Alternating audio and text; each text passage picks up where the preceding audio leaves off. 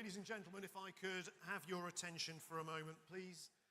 Good morning and welcome to the TheCityUK National Conference 2023. For those of you who don't know me, my name is Miles Selleck and I'm the Chief Executive of TheCityUK, and I'll be comparing the event today alongside my colleagues Emma Reynolds and Jen Green. It is great to be back in Manchester for our national conference, the TheCityUK's flagship annual event to discuss the contribution of our industry throughout the UK's regions and nations. And I am delighted to see so many of you here, and I'm particularly delighted that Manchester has decided to hold off the rain to welcome us, and I can say that I'm a Mancunian. I'm sure it will be an insightful and thought-provoking series of speeches and discussions that we'll be having today.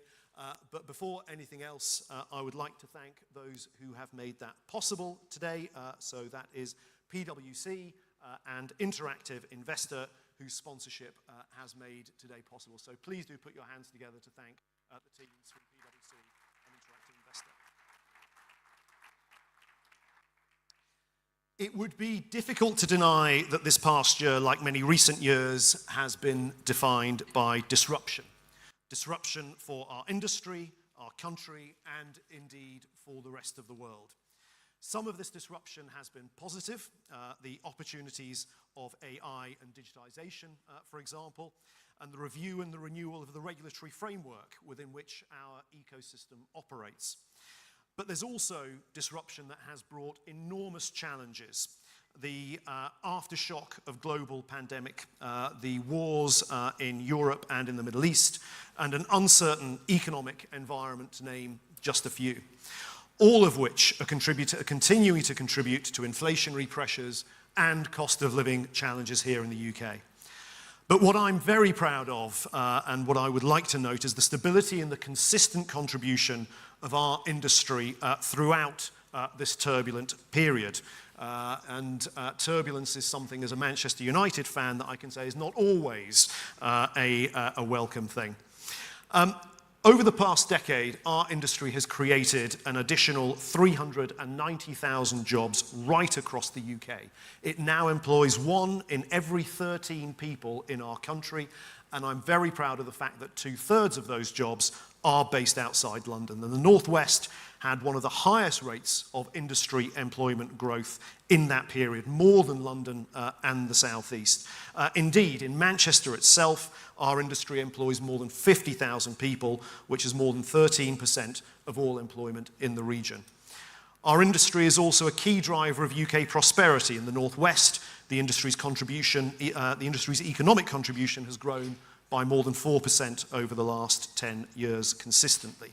And in fact, our research shows that in nearly every region and nation of the UK, financial services jobs are more productive than jobs in other sectors and offer higher average salaries. So the industry is a British success story, but we cannot be complacent. The global landscape is continually changing and increasingly challenging, and we must draw on the depth of expertise and other competitive advantages that we have to continue to support communities and facilitate growth right across the UK.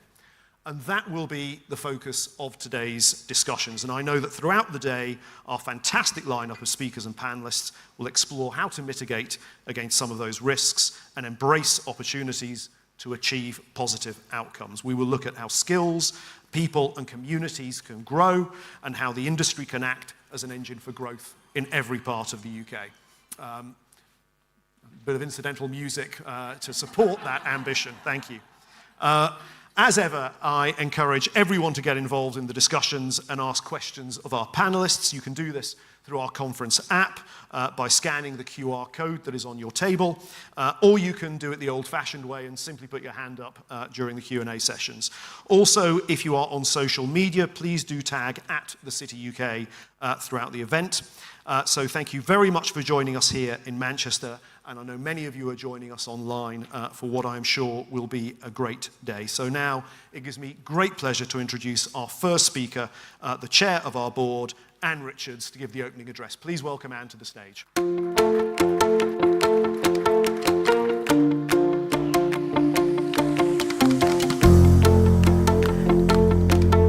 Thank you, Miles, and good morning, everybody, and welcome to the City UK National Conference, supported by our sponsors, PwC and Interactive Investor. And it is wonderful, actually, to see a full room here in Manchester at the Lowry Hotel, which, if I am to continue with Miles's footballing reference, I was told was the home of Jose Mourinho during his 2-year spell at Manchester United. And what a great location. It is an absolutely fabulous hotel.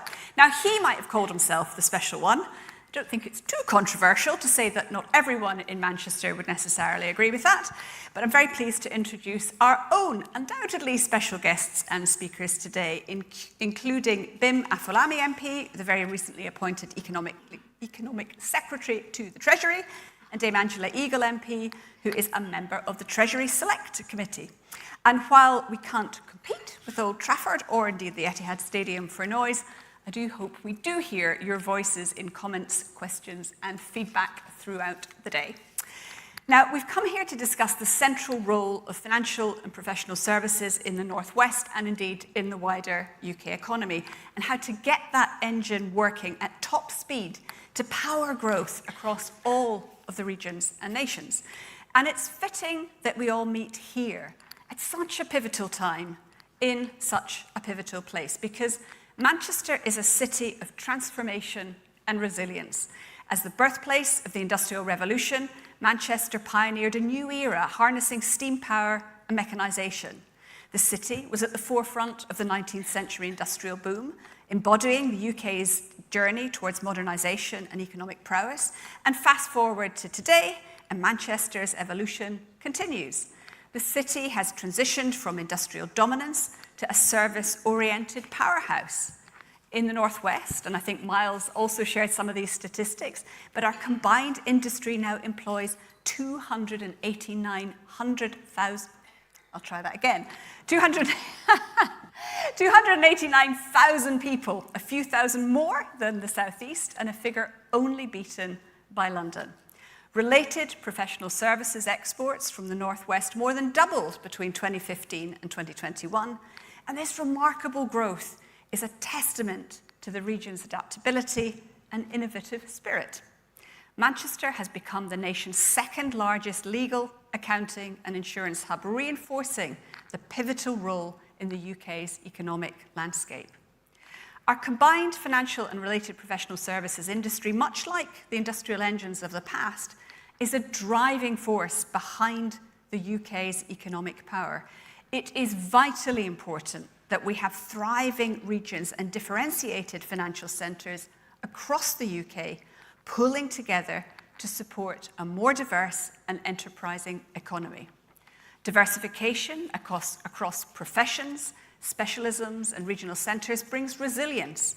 It makes the economy as a whole more resilient to shocks and ensures the benefits of economic growth are spread more widely. And for that reason, it's important that investment is channeled into our strong regional financial centres and not solely into London. Together, we provide the essential capital, financial expertise, and legal services that underpin the competitiveness of businesses. And by working collaboratively across the UK, we reinforce and enhance our international competitiveness.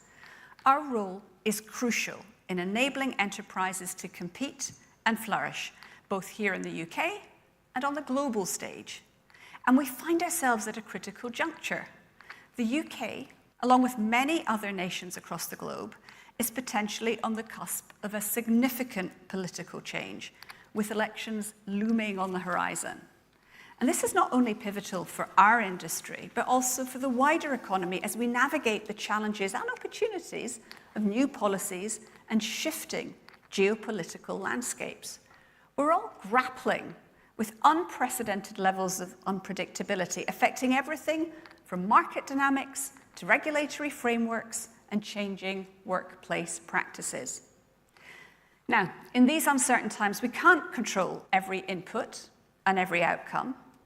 However, we must ensure that we focus on our strengths and keep doing what we do best to remain globally competitive.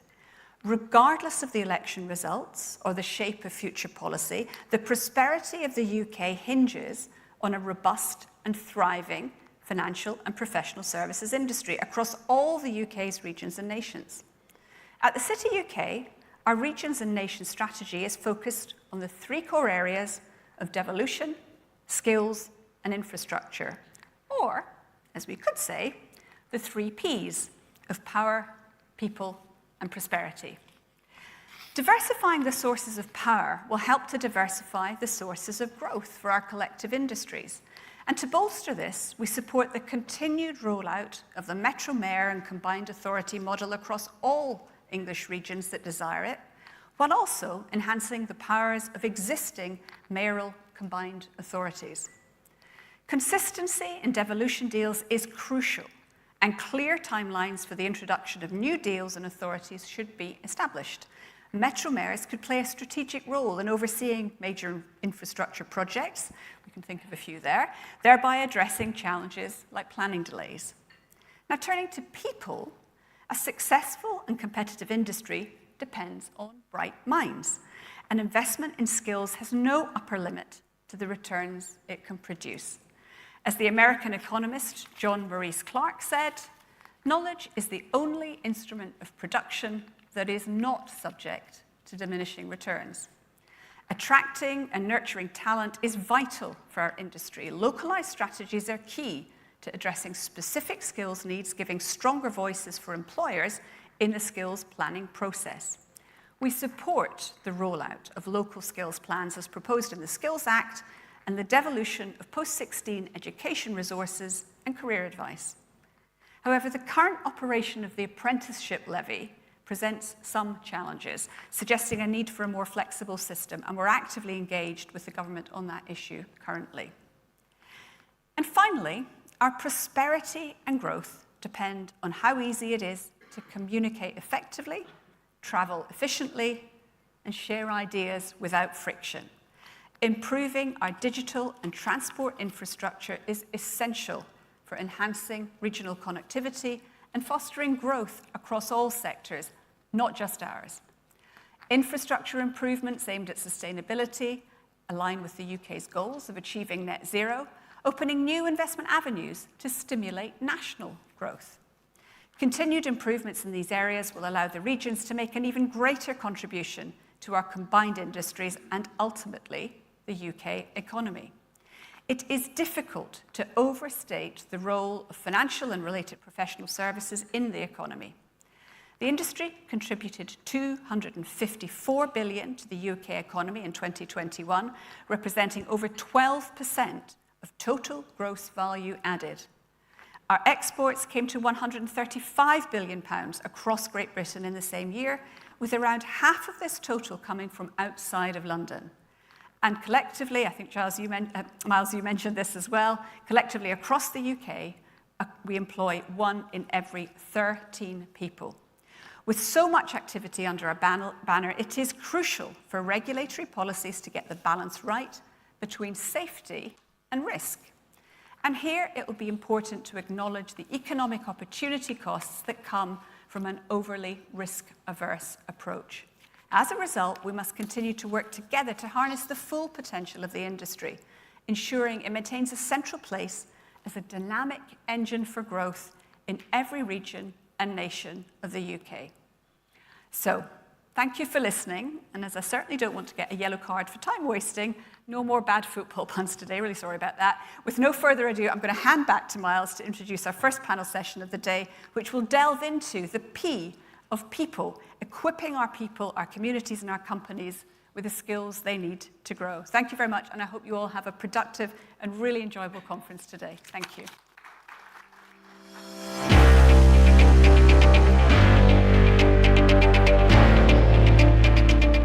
Thank you very much, Anne. Could I ask our panelists to join me on the stage, please? Thank you.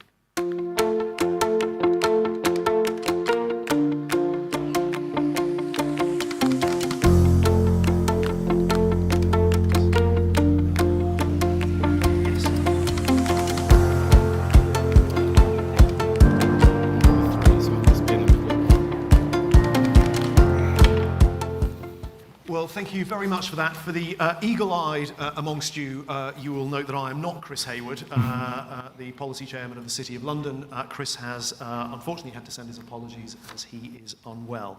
But delighted to be able to step in and chair this fantastic panel to discuss how collaboration and innovation will equip people, communities and companies with the skills that they need to grow.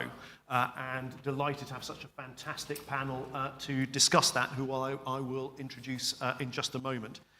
As I think has already become clear from what you've heard so far today, skills are vital to the financial and professional services sector.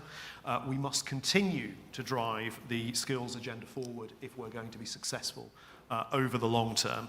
And I'd like to take this opportunity to thank the Financial Services and Skills Commission for the work that they've done, and I look forward to their forthcoming report on how skills can unlock value for financial services. And alongside the work of FSSC, there is the work that YBS, the Yorkshire Building Society, has been doing, which Susie, I know you've been involved with, the work that TheCityUK itself has done, and the work that the City of London Corporation recently did through its Vision for Economic Growth. So this session will feature some initial rounds or some initial questions from me as chair to the panelists before we will turn to questions from the audience. Do please submit those through the events app. As I've already said, the QR code is on your table, or feel free to raise your hands. But now allow me to briefly introduce the topics we'll be looking at before we meet our fantastic lineup of speakers. As a country, we need economic growth. I think that much is clear. Yesterday's autumn statement was a pitch to try and unlock economic growth. We have struggled as a country with low productivity and low economic growth. And if we're going to get the kind of public services that we want and the kind of renewal that we're seeing in cities like Manchester across the rest of the country, that will be unlocked by economic growth. And that growth means more investment, more jobs, and as I say, more funding for public services.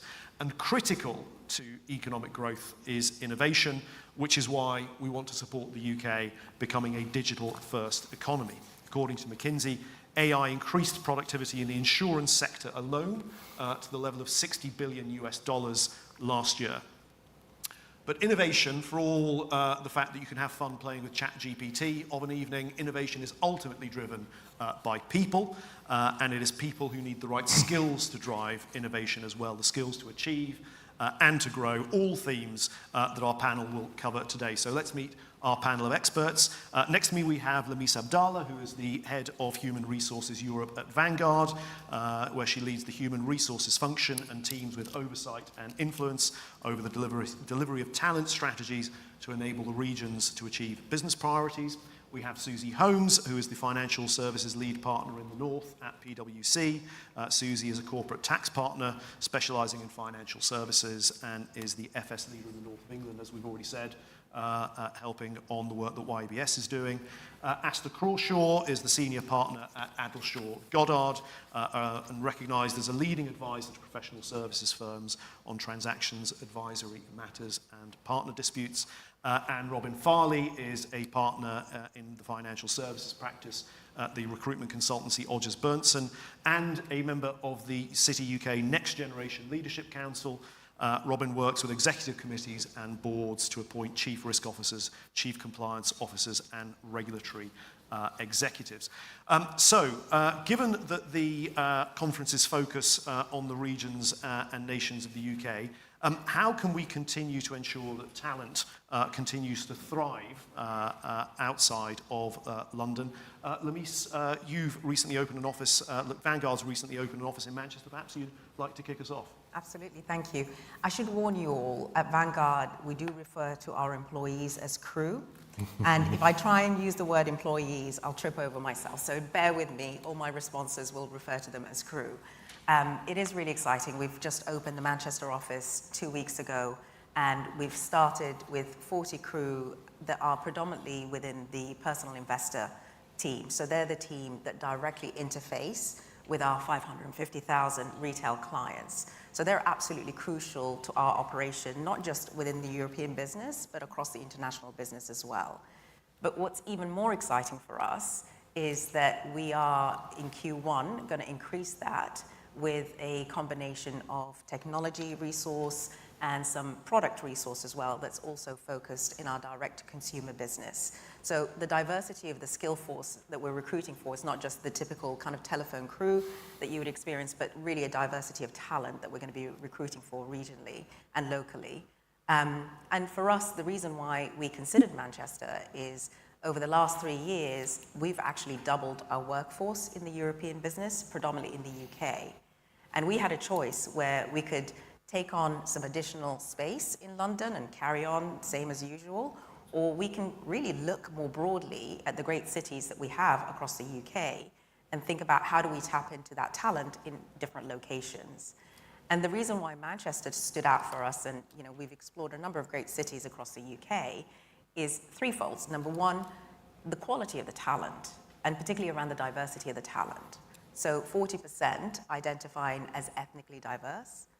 You have access to skills, multiple sectors, multiple industries, great universities that are local and within, local vicinity.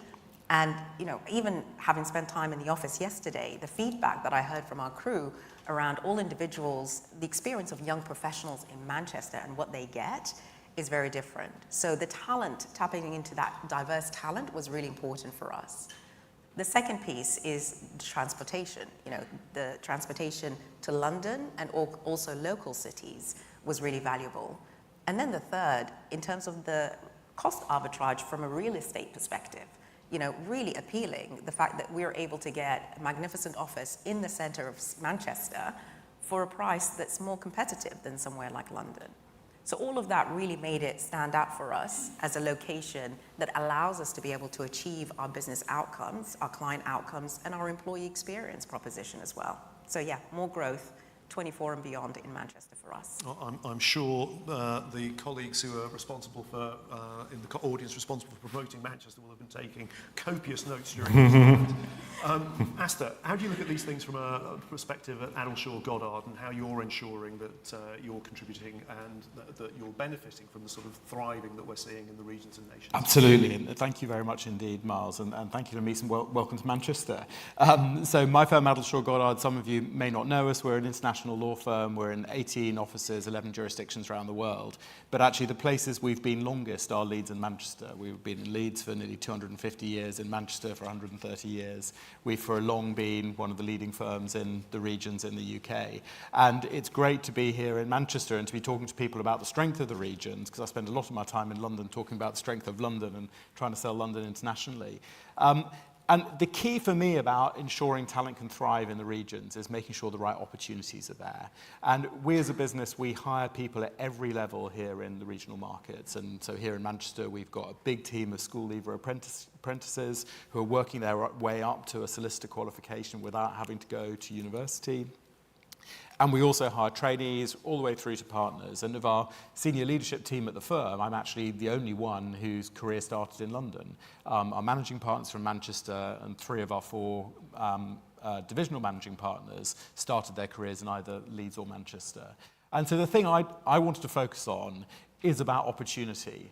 It's about making sure that the opportunities here in the regions are to access the very highest levels of seniority in organisations, that it's not just about a low-cost centre outside London. And I think what our team in Manchester particularly appreciate is the way they can work across multiple markets. They are big players in the local northwest market here in Manchester and the wider region. They also work nationally across the UK on some of the most important transactions and disputes that the UK market sees. But they also are true global players as well. And of our international business groups, the majority of them are actually led by people from Leeds and Manchester. They're some of our most internationally minded staff members. And so for me, that question of opportunity is absolutely critical. If financial services, professional services are going to continue to thrive in the regions, they need to be able to show their people that they can access the most senior roles and international markets working out of regional offices. Brilliant. Thanks very much. And nice to see that they haven't held you being from London against you in the rest of the partnership. Oh, they have. Susie, amazing stat about PwC. The majority of PwC's floor space now is outside the M25 and has been growing in that sort of direction for some time. When you think about talent and sort of bringing people into that, how's PwC approaching that? How do you see that? How do you see the balance and the relationship with educational institutions? Obviously, these days not everybody, it's a great advance that not everybody is coming into professional services firms or FS firms with a university background, for instance. Yeah, I think that's right, and actually I agreed with a lot of what you said about the Leeds and Manchester offices and the school leaver programs, because actually PwC are doing a lot of that as well. I think in terms of one of the points I wanted to start with really is the point about talent and the skills that we will need in financial and professional services going forward, particularly with digitisation. There's going to be huge competition for that, not just within financial services. And because of the point you made about, other industries being really strong in the north, actually, the thing I think the financial and professional services industry is really going to have to do is get on the front foot with promoting why it's a good industry to be part of. I think we're not as forward about advertising how positive financial services is, and it doesn't have the kind of call tag that perhaps other industries do. So I think we've really got to get on the front foot with that to attract talent into financial services, and I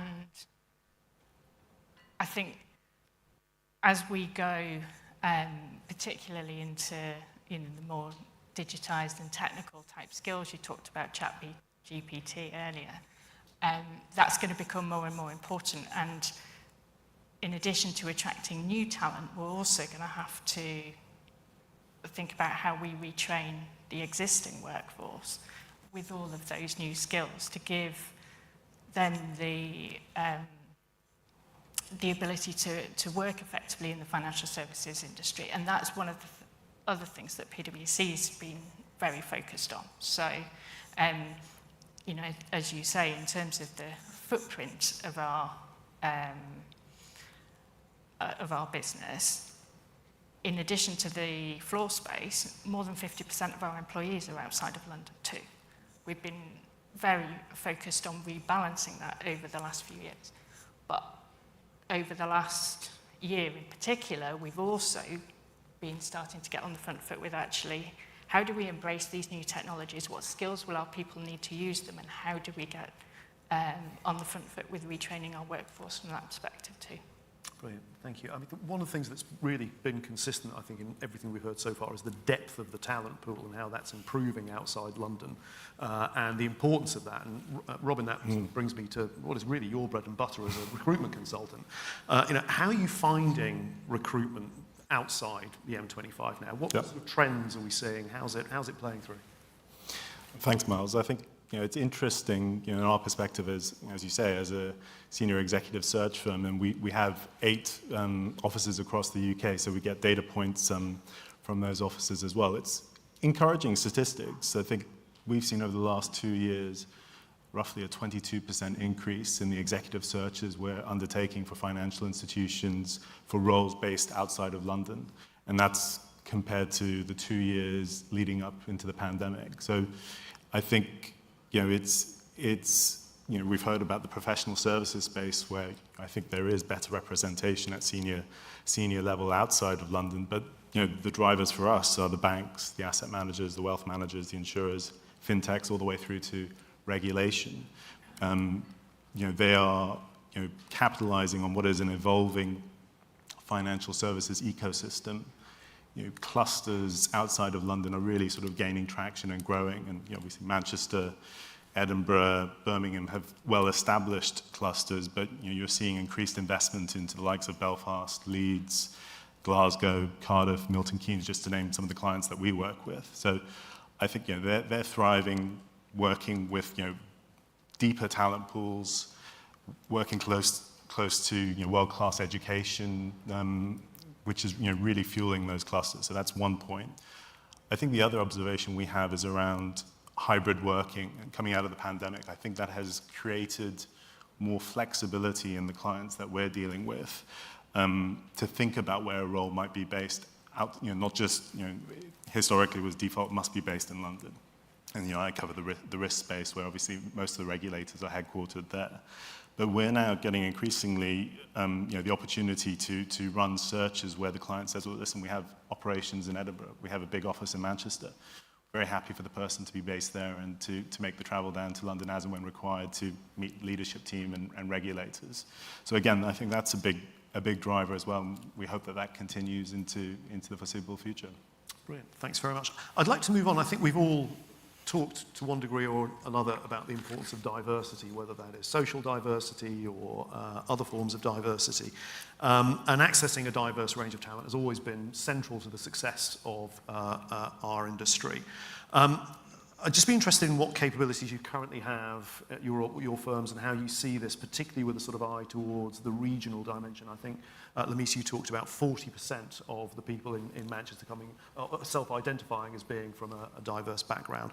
How do you look at social mobility when you look at Vanguard? Because that's an area where it feels like there's still perhaps not got as much attention as some other forms of diversity. Absolutely. And I mean, I have to say, there's so much research there around the importance of diversity and the outcomes. So I'm not going to touch on that. Where I'll focus is actually the challenge that we all experience between the supply versus the demand, or rather the demand outweighing the supply of talent. And the way that we look at it from a Vanguard perspective is kind of like a hybrid of strategy. One, eye on the prize on how do we build that pipeline of talent at the entry level, more experienced level. How do we access a more diverse workforce at all stages? And then on the second part is like, once you have people through the door, what are you doing about retaining them, around developing them, engaging them, all of that. So it's important to kind of look at it in two aspects, the build and the buy. And for us, particularly around the attraction, the kind of like the buying capability, it's really important to kind of think through the social mobility and how we are attracting more talent. As Susie mentioned, financial services is becoming less attractive, particularly at the entry level versus some of the other sectors. You throw an additional dynamic around that where in some aspects of financial services, the knowledge about what we do is inconsistent. So how do we ensure that individuals that normally that come from diverse backgrounds or underrepresented backgrounds that also have social mobility around that, understand what the sector does and see opportunities of representation that looks like them in this sector, and also have the ability to see it as an option. So programs, Investment 2020, by the Investment Association is an example of that. The brokerage is another example of that really look at that kind of school leaver, and in some instances, graduates from different backgrounds. For us also at Vanguard, we're kind of looking at three elements around the talent strategy that's also touching on this area. Making sure that every hire counts is one of those areas that I would highlight. And that's really, a leader doesn't go in and think, you know what, I'm going to make this hire, but I'm not thinking about making an inclusive or diverse hire. I am purposely not doing that. That's not the case. But sometimes if you don't have the tools and the resources, the outcome can be that. If you're targeting the same universities, if you're targeting the same skills, the outcome would be a particular outcome. So how to provide the tools and resources for leaders to be able to make better decisions is important. And then the second piece is, unfortunately, when the market takes a downturn, the first thing that goes away is the investment in leadership and development. So again, how to continue to think about that investment as we're attracting talent from different backgrounds. And as Susie mentioned, what's expected is different skill set. How are we still investing in building that acumen so people don't get left behind, particularly from different demographics? Some programs that might be more specific for underrepresented groups to make sure that there's more equity in the workplace. So making sure that you don't lose that kind of that investment, you know, when things get tough. And then probably the last thing that I would call out is just making sure that once you've got people through the door, you can do everything you can around a hiring strategy and everything you can around, you know, progression. But if you don't make people feel like they matter in the organization, if you don't have a clear purpose a clear, vision in terms of why people have an employee proposition, then people are not going to really stick around. So these are the kind of things that we're thinking about, like just attraction, but what do you do once people are through the door is really, really important to make sure it's integrated in the talent strategy as well. Thank you. And one of the interesting things, we've been talking a lot about domestic attraction, which is absolutely critical, but one of the big successes our industry has had is that it's been attractive for international talent as well. And I'm a big believer in what economists call revealed preference. You don't listen to what people say, you look at what they do. And for all the negative media that the UK has sometimes had over recent years, we are still attracting people internationally. Asta, how do we make sure that we're attracting people domestically and internationally into the industry from the point of view of what you see when you deal with clients in your own firm? Yeah, absolutely. Thank you, Miles. And it's a really important question. First, I'd like to endorse everything that Lamisa said. I completely agree with that. And we certainly see in the legal profession a huge amount of work goes into attracting the most diverse talent at the early stage of careers. The bit that I think we struggle with is tracking how those people then progress in the organizations going forward. And so I feel like there is still a lot of work that we need to do to make sure that not only are we bringing people in at the early stage of their careers, but we're ensuring that they progress at the same rate as well. And that's something we're spending a bit of time thinking about at the moment. The other thing, just before coming to the international bit, is just to endorse what Susie said about the attractiveness of these roles, is that increasingly, I have to say, in legal, we don't have a problem attracting people at the beginning, but what we struggle with is them seeing it as an attractive job going forward. So once they get into it, it's not quite what it looks like on Suits. And one of the things I think we need to be thinking about is not only how can we help people come into the profession and then progress, but how do we need to adapt our profession, adapt the roles to make them more appealing to the next generation who just don't want to work in the same way as people like me did when we started, and we just need to be flexible about that. But in terms of bringing people in from internationally, I mean, so your premise is absolutely right, Miles. The UK has always been very successful at attracting people into financial services and professional services in the UK. And I think, the two key reasons for that have been about, the opportunities there are in the professions, but also about educational opportunities and people seeing the UK as a destination of choice for tertiary education, particularly at the postgraduate stage. And although we're still seeing a lot of people coming to the UK to study, I have a slight concern, certainly from the legal professional perspective, that we're not necessarily getting the very top tier of people coming to study in the UK. And I think 30 years ago, if you had a law student from somewhere in continental Europe or Asia who wanted an international career, they would have seen the UK as their destination of choice for a postgraduate degree. I think increasingly that has shifted more to the US. And so most people of my generation from outside the UK that have an international qualification, it will be a UK one. But from people 10 years younger than me, I'm 50, so in their sort of 30s and 40s, they are more likely to be educated in the US, and that changes their whole attitude to their careers and the way they practice. So I do think really working hard to attract the top tier of graduates from outside the UK to come to the UK to work is important. But then also there's access to work as well, and obviously post-Brexit that's become more difficult from a European perspective.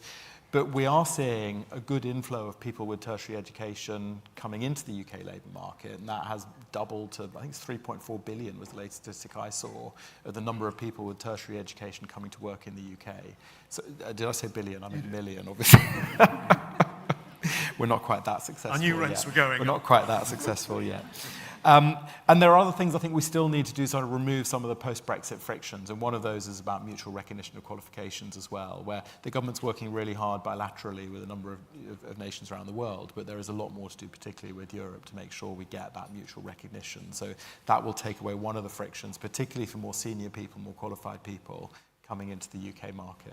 Could I just ask, what do you think is there a sense of what the Americans are doing right that we could learn from? I mean, because as you say, the UK was such an obvious place to go a few years ago. Yeah. It does feel like it's sort of fallen back a little bit. I think being the biggest economy in the world helps. And so actually I think, the US doesn't have to work as hard as we do, because, I mean, Bob from London Stock Exchange will tell me if I've got this wrong, but the last stat I heard was of global capital, 70% of it is raised in the US, and I think 4% in the UK, and we're doing pretty well on the global competitiveness level, but it's just a long way off. It's a scale. And so we are going to have to fight, and we're going to have to fight to sell the quality of financial services and the quality and professional services, and the quality of our educational system, and so to show people that coming to the UK is an investment worth making. Susie, how are you looking at these things around the diversity and inclusion challenge from your perspective? Yeah, so a few comments I'd make on the social mobility angle in particular. PwC has very recently ranked #1 social mobility employer in the UK, and that's something we're very proud of, and I'm personally very proud of that. How have we done that? Well, it's through a number of things that we've already touched on. Lamise, you mentioned some of these. So we have a school leaver programme, and so our new joiners that we take on every year, the proportion of those that are school leavers as compared to graduates is increasing every year. We took away the requirement recently to have a 2-1 degree in order to join the graduate programme. We've broadened the number of universities that we target from a graduate recruitment perspective as well, because one of the if you've got a narrow group of universities you recruit from, then your diversity mix is going to reflect the universities. So there's something about making sure that we're targeting the broadest pool that we can. So I think from a social mobility perspective, we've tried to do a lot at that entry level, and actually it's really interesting. The statistics show that you only need to make 1 or 2 interventions in a school child's life to demonstrate to somebody that might not otherwise think a career in financial or professional services is for them, to make them think again. And those interactions are really important. So as a business, we do a lot of that. So I think that's really important in terms of getting them in the door. One of the other things we feel very strongly about as a business is the coaching point that you've also referred to. And that's one of the reasons actually we've been very focused on making sure as far as possible our people are coming into our offices. And that's not just our new joiners, but also people at all levels in the organisation, because actually the best way that coaching happens is face-to-face. And, you know, I get the flexibility. I'm not saying I never work from home. But I do actually think there's something really important in that engagement and, you know, how we help our people develop those sorts of skills. Robert, I mean, your outfit really is at the sort of sharp end of this. You are both, to a certain degree, demand and supply through this whole process. How is it that Odgers is sort of engaging with this? Well, look, I think it's, you know, as an executive search firm, you know, absolutely imperative that, we seek to attract diverse talent and support inclusion within the sector more broadly. It's a responsibility not just to our clients, but also to the candidates that we engage with. I think a couple of observations in terms of the regional hiring that we do and how we attract candidates into, you know, sometimes you have to go outside of the regional bases to places like London or internationally to find, you know, specific expertise. You know, I cover risk, cyber risk expertise at the moment at senior level. It's a very tough candidate pool to access. So these candidates, though, when they're considering roles in Manchester and Leeds, you know, they are really plugged into, you know, understanding the mission and purpose of the firm. I think to your point around the perception of financial services and professional services, that's such an important aspect in terms of the messaging to candidates to make sure that we're able to bring them over the line and bring them in. I think the second aspect is around actually promoting from within, you know, the locality. We're seeing, again, within the risk space, really a fleshing out of the bench strength of, you know, senior talent pools within risk management, for example. And so, you know, if we're appointing chief risk officers or directors of financial or non-financial risk, we're actually able to look at Manchester, Birmingham, Edinburgh, you know, some of these clusters for candidates without having to historically default to the London market. So I think that's, again, an exciting development in the space where sort of 5 years ago, those talent pools weren't there at senior level. I think the final point I would add is that for some of the broader leadership roles, I think we're always challenging our clients to think flexibly on the experience point versus the capability and the potential, and to really sort of overweight that latter point. Because I think there you're able to take a more diverse view of the market and break down some of those barriers that have traditionally been a challenge for people coming into those roles. I think it's been really interesting, and we're now going to move to audience questions. Before I move to the questions on the iPad, and a reminder that you can send these in, either if you're in the room or if you're watching remotely. Can I check if there are any questions in the room before we start? Gentleman at the back, I think we have a roving mic. Could you just introduce yourself before you ask your question, please? Hello, yes. Can you hear this? Yeah. It's Rupert Daniels here from the Department of Business and Trade. I just wanted to ask Asta, actually, about the student observations that you had, because the data actually is, we've got 680,000 international students in the UK, which is up about 25%, and a record number. I just wondered, what your data was saying. Is this anecdotal? Is this something that you've kind of recognised from a sentiment perspective? Because there's certainly headwinds coming due to sort of global economic instability and cost of living crisis, etc. But I'm just interested to understand where your observations were coming from. Yeah, and thank you very much. And I've seen that data, and I don't challenge it at all. So my observations are anecdotal ones. So I'm an officer of the International Bar Association, so I'm talking specifically about legal services here. The International Bar Association spent a lot of time talking to lawyers from around the world. And what I've observed is of that senior tier of lawyers they've self-identified as having an interest in international markets. Most of those have a qualification from outside their home jurisdiction. And a certain generation, I would say around my age and above, the majority of them, and I'm talking about people from 200 countries around the world, the majority of them would have had their postgraduate qualification from the UK. And when I look at my age and below, it's a very small minority. So the numbers are still coming into the UK, but from a legal perspective, my question is whether we're getting the very top tier of graduates choosing to come to the UK for their postgrad qualification. So those are particularly targeted on an international career in professional services. So I'm not questioning the data, and the UK has done really well in education as a really important sector for the UK. It's a key source of skills. But in terms of people who are looking to end up back in their home jurisdictions, but with an international qualification. And those are people who are very often driving choices around, what law will govern contracts, where disputes will be settled. They are increasingly not coming to the UK. And so when they're making those judgments, which have a huge impact on UK professional services, they're coming from a perspective where actually their knowledge and experience is more about the US than it is the UK. And that has an impact on those decisions for them.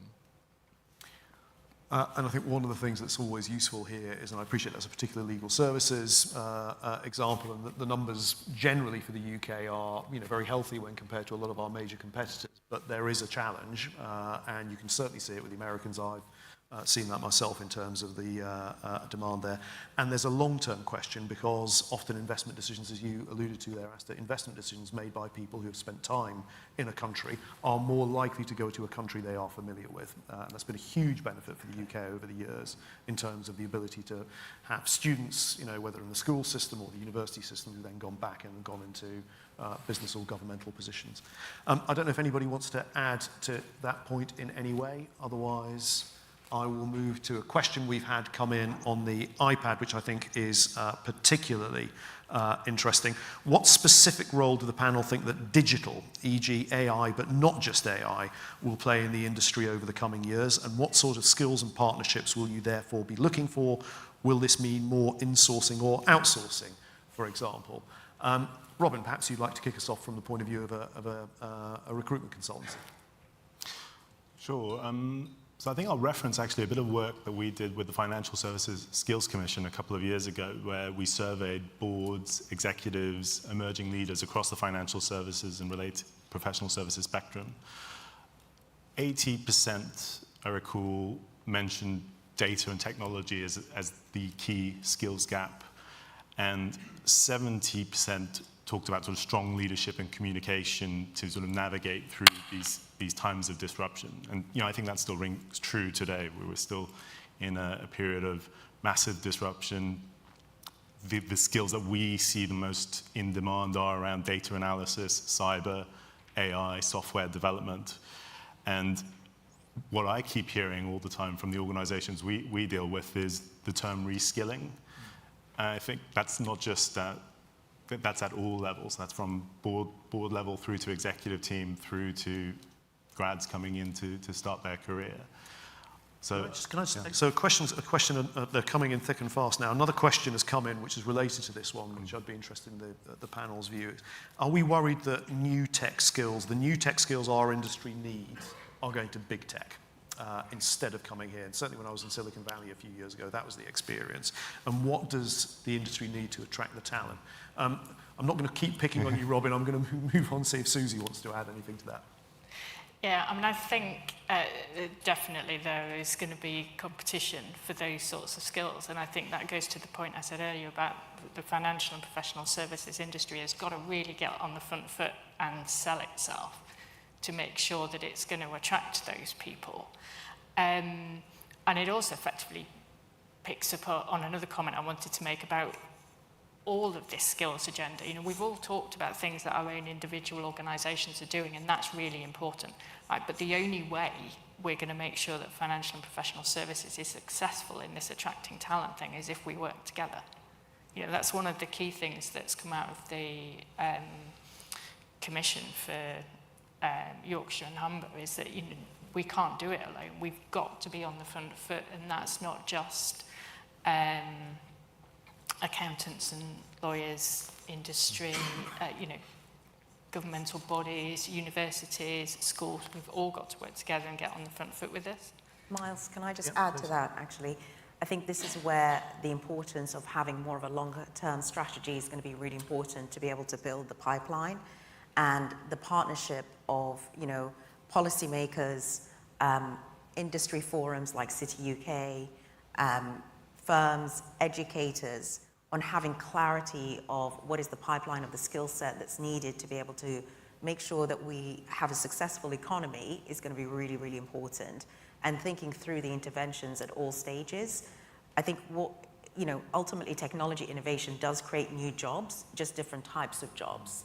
And the concern, we spend a lot of time talking about diversity, if we don't also apply a meaningful lens on how we're ensuring that diversity in that education, we're going to end up in a situation where it's only certain demographics are able to retain these different types of jobs, and we're going to widen the gap as well. So it's really thinking through very clearly at the entry point, as well as the more experienced level, is going to be so important because the skills are going to be changing.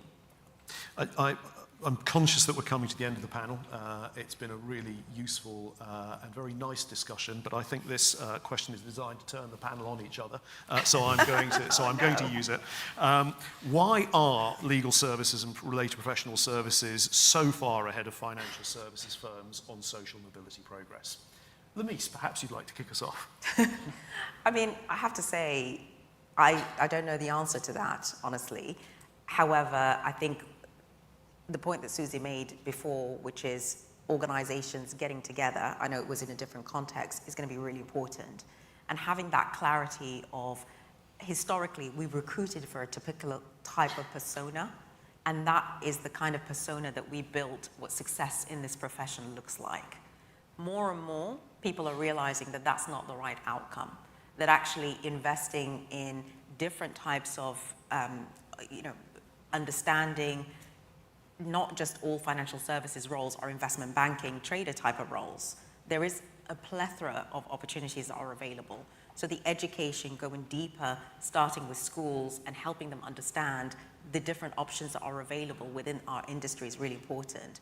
But we also have to get our act together and lean into organizations like Investment 2020, like the brokerage, like other organizations, to be able to really rebrand what we do and help individuals that historically would have seen this as not an option, as something that is, they've got role models that look like them, that are part of the process, and that they can aspire to, I think is really important. Thank you. Asta, Susie, Robin, anything you want to add to that? I mean, I didn't want to knock the financial services industry. I'm sure you're doing great work in encouraging diversity and inclusion. But I mean, from a law firm perspective, it's absolutely business critical for us. So it's not only about doing the right thing, but it is, of course, doing the right thing. It's also ensuring we've got the pipeline of talent coming through in our business. And we are a people business. We have pretty much no other assets apart from our staff. And so if we're not ensuring we're getting access to the absolute best talent out there, we will not thrive, we will not succeed in our markets. So it's one of those happy instances where doing the right thing happens to coincide with some pretty raw business priorities too. Susie, Robin, any final reflections from either of you? Well, I would just agree with that. I think we're in exactly the same place. And one of the things we've been very keen to do, also business critical, is make sure that our workforce, our client teams, reflect our clients.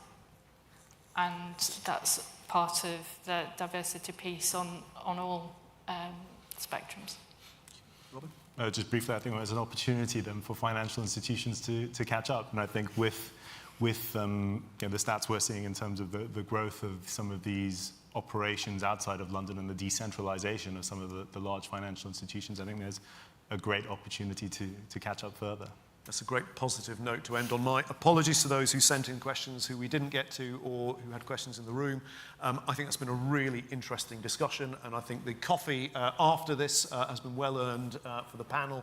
So could you, before you thank them, just to make you aware, we will be serving coffee. Could you return promptly at 11:30 for the next sessions, which will include the first major public speech from Bim Mafalami, the new Economic Secretary.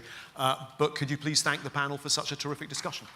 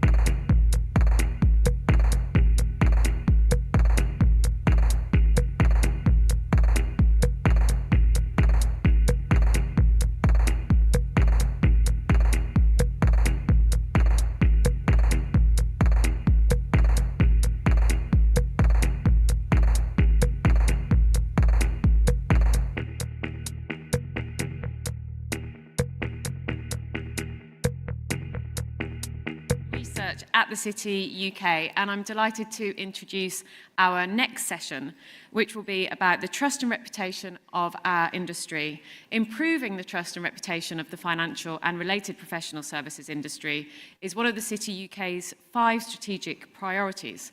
And since 2014, we have been working with Think's Insight and Strategy, formerly Britain Thinks, which is an award-winning market and policy research company. Every year, we commission them to conduct research into the trust and reputation of our industry and to canvass the views of the public and policymakers. I'm delighted that Dr. Carol McNaughton-Nichols is here with us this morning. Carol is the Managing Director of Think's Insight and Strategy, and she will present the findings of this year's research. Carol will be well known to those of you who have attended previous national conferences last year in Edinburgh and the year before in Bristol, where she presented too. Carol has been leading strategic insight in the financial services industry for over 15 years and is recognised as one of the leading experts in this field. After Carol has presented this research, I'll come over to you, the audience, for some questions. So please do consider what you'd like to ask Carol. Without further ado, over to you, Carol. Thank you.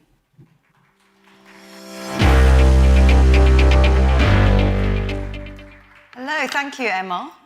Very lovely to be here in Manchester today. Always a pleasure to be at the National Conference and hear the different conversations and panels and pick things up from that. I am going to talk through some research, and I have some slides. Can you hear me all okay? Yeah. I've got some slides to go through. There's quite a lot of detail on some of the slides. Don't worry about picking it all up as we go through it today. They will be sent to you all after the conference. So if there's something you see that's really interesting and we go through it fairly quickly in the interest of time, you'll have access to them in the future. And you can also watch this presentation back if you really, really want to hear me do it twice. So as Emma mentioned, we've been conducting this tracking research for a number of years. And over the past couple of years, we've conducted the same methodology each year. So they're really able to track the sentiment of the public and of policymakers. So we conduct 20 in-depth interviews, generally telephone interviews, with policymakers. So we're able to talk to them and get a real narrative account of their perceptions of the industry.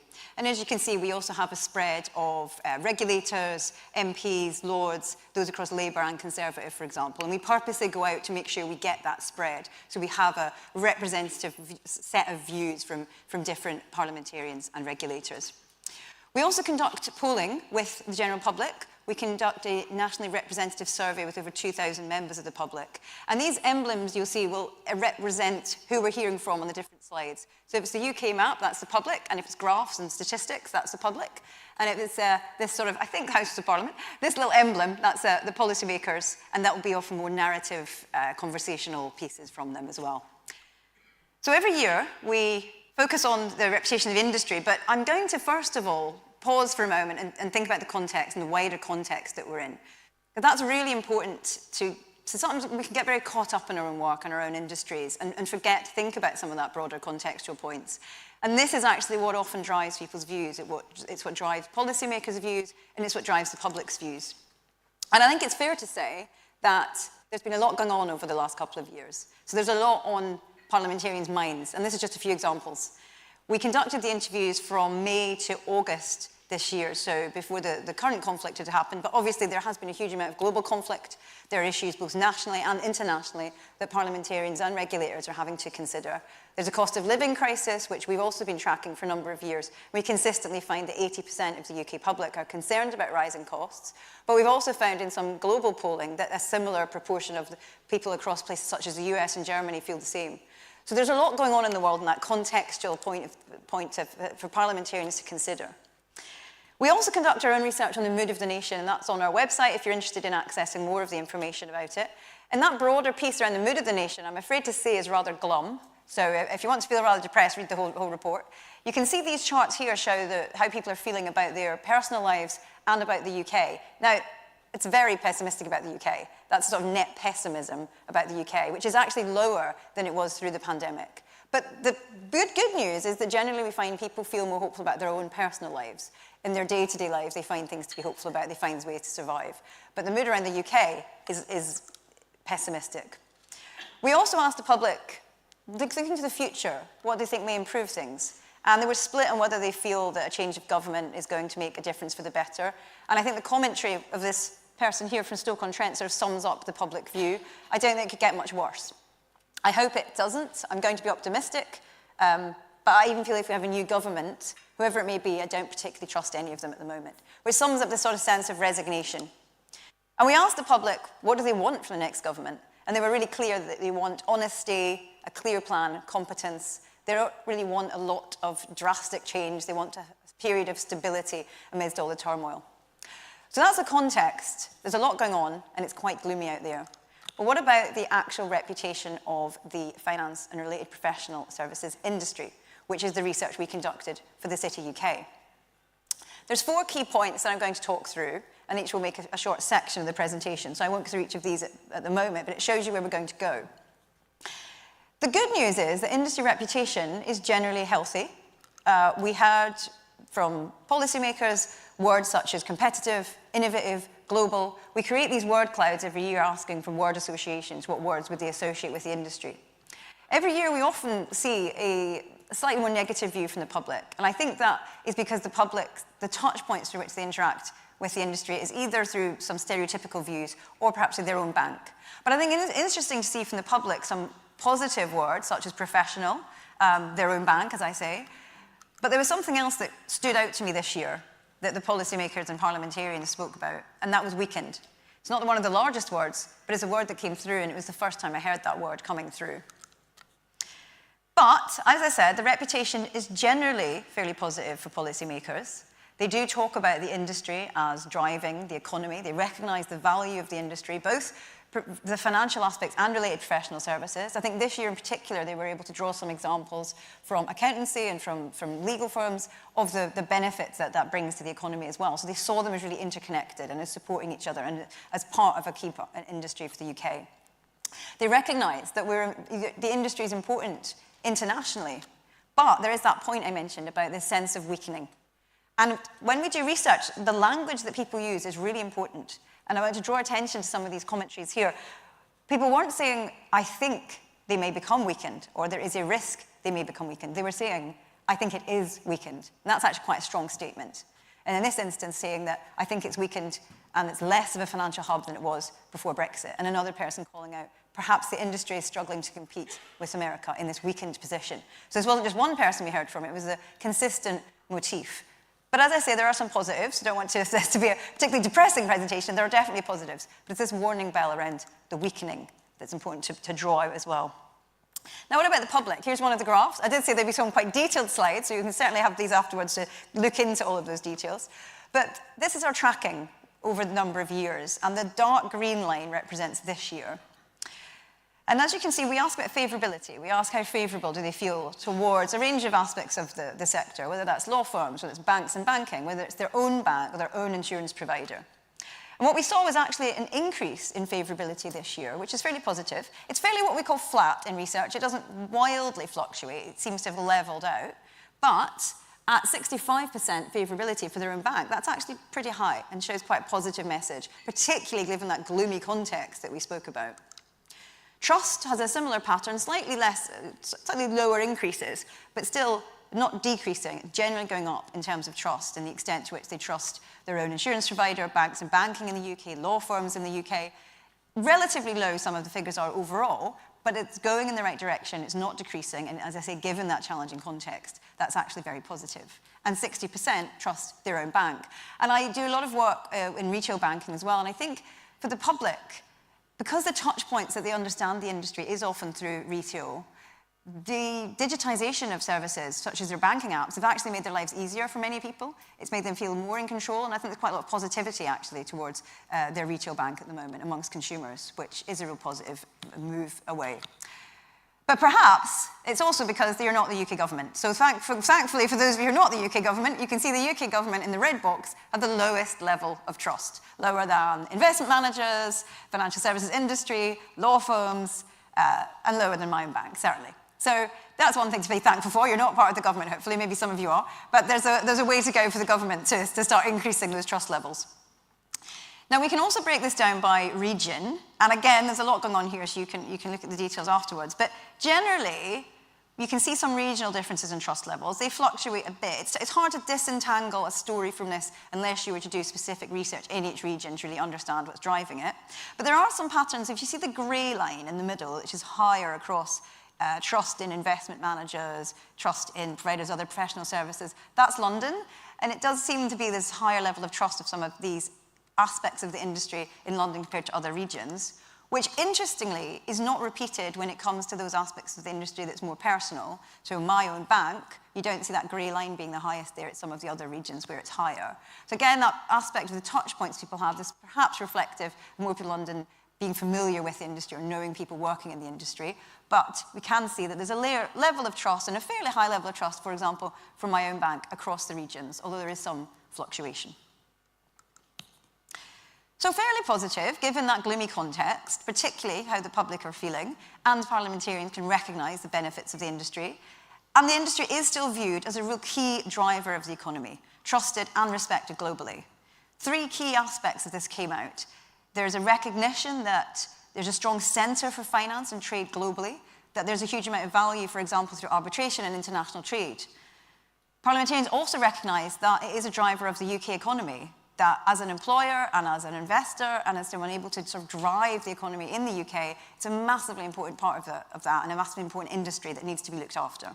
A third aspect of the positive elements of the reputation of the industry, which I think perhaps relates to the panel earlier this morning too, that came out unprompted, was that it seemed to be a very well-functioning industry, well-organised, a significant employer. There was spontaneous call-out of initiatives to increase diversity and inclusion within employment, for example, recognition that there's a way to go, that it's not perfect, that that's not necessarily been solved, but that actually, as an industry to work in, it is an appealing industry. Maybe more could be done to show that to the people that you're trying to recruit into the industry, but parliamentarians and policymakers recognise it as a well-functioning industry. And the public also generally agree that the finance-related professional services industry has a positive economic and reputational impact on the UK. The second bar here, for example, the green shows if they've agreed. So 58% agree finance-related professional services companies in the UK bring valuable income to the UK economy. But what was very interesting at the top line was that 65% agree with quite a long question, I have to say. Regulation of financial and related professional service industries in the UK should prioritise ensuring the UK is an appealing place for companies to be listed to help grow our economy. Now, I'm not really an expert on listing, and I'm not sure the general public is either. But I think what's interesting about this question is the end of it, to help grow our economy. So they probably, many of them, are not that familiar with the ins and outs of what it would actually mean to be an appealing place for companies to be listed, but they're in high agreement if it's going to help grow the economy, that yeah, why not? 65%, that was the highest level of agreements of any of the statements. So, some positives for sure, but as I mentioned, policymakers believe there is a risk some of these key strengths may be losing momentum. And in fact, from some of them, that it's not just a risk, they actually feel that it has become weakened. So what may be driving this? What complexity is there that may drive this weakening? Well, for many, we heard about Brexit. I call it sort of post-Brexit blues. And also some spoke about the mini-budget last year and some of the reputational damage that had come from that.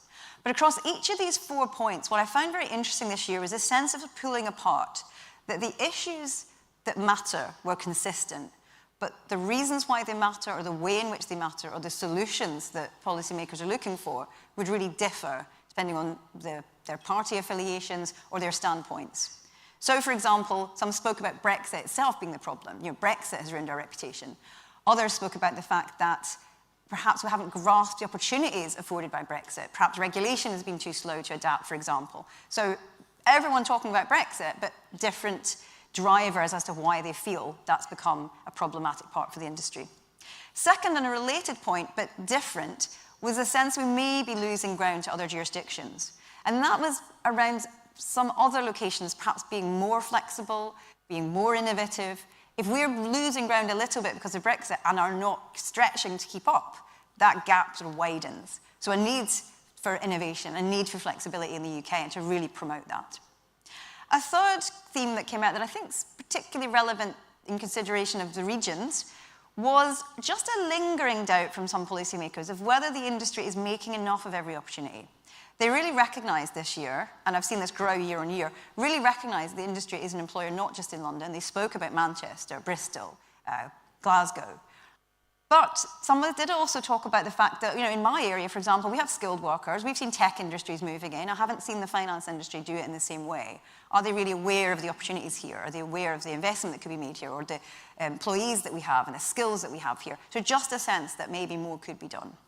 And the fourth challenge that came up repeatedly was this ongoing challenge of green finance. For some, it's very important that we get it right, and they spoke about that, and they see it as an opportunity. There's significant demand for green finance alternatives, for decarbonisation, but a bit of an eye roll too. We've been talking about it for a long time. Are we getting it right? What do we really need to do?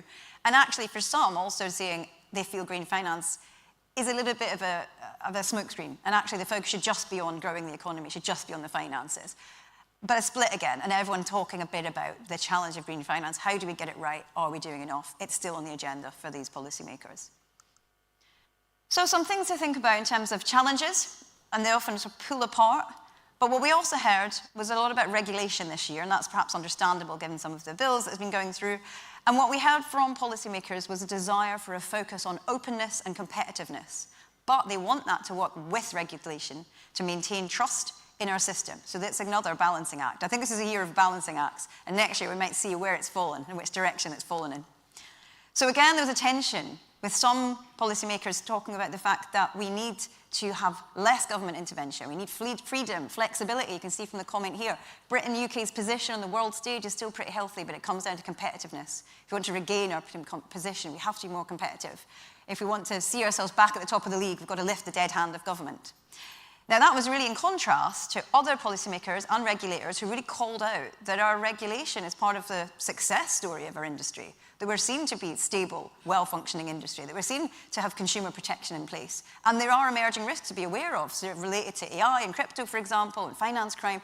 So we need to continue to promote and maintain this strong regulation, as we see from this comment here. The industry should speak out more on regulation and auditing that's occurring. In terms of perceptions, I'd want to tell that story of stability.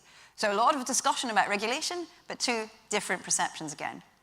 Overall, though, policymakers are ultimately seeking regulation that is proportionate, they often mention, and errs towards reward, but without compromising on risk. But they also care about their constituents. They care about the public, and the UK public are in the doldrums at the moment. And so they also want to hear how their constituents are being helped and how their areas at regional levels are being helped and supported. So it's a balancing act, and there's a lot of different stories to tell. So in summary, before we go into the questions, there's some good news. The good news, the industry is still held in high regard. The public are also fairly warm, and I think in the context, that's very positive. And certainly post-2008, when I've been doing these focus groups and talking to the public for many, many years, I'm afraid if you talk to them about banking 10 years ago, they would have a much more negative view. Now, they're really quite warm to it. They'll say, oh, my bank is fine, it helps me, they're a pretty good industry. So it's fairly positive. And I think there's a real success story there to continue to be told. And this year I saw the strength of related professional services also coming to the fore more, unprompted, policymakers mentioning the value of the related professional services. But there's some bad news too. There is this warning bell. Is the industry weakened? If so, what can be done about it? And there's this balancing act. As I mentioned, it's felt to me of a year of tensions. Everything's spinning. Next year we'll see where it falls. Working with the government to create an open landscape for international competitiveness versus also protecting our well-respected, well-functioning industry is key for the future. And they really shouldn't be seen as two things. They should be seen as something that was going to work together for the future. And this is also where there will clearly be a strong role for the City UK in this transition and having these conversations. So perhaps next year we shall see where it's fallen from this year of tensions this year. But overall, fairly positive. Thank you.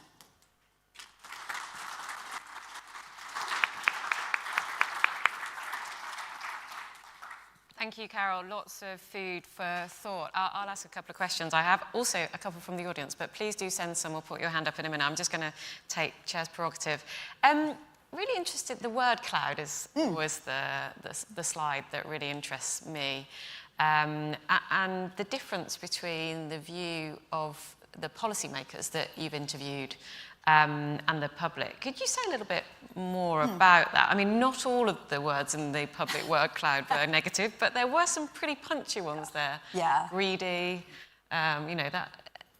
is that changing from the year to year that you've been doing this research for us? I think it is changing. I think we're seeing more of the recognition of the positives of professional, for example, and we saw bank came out strongly.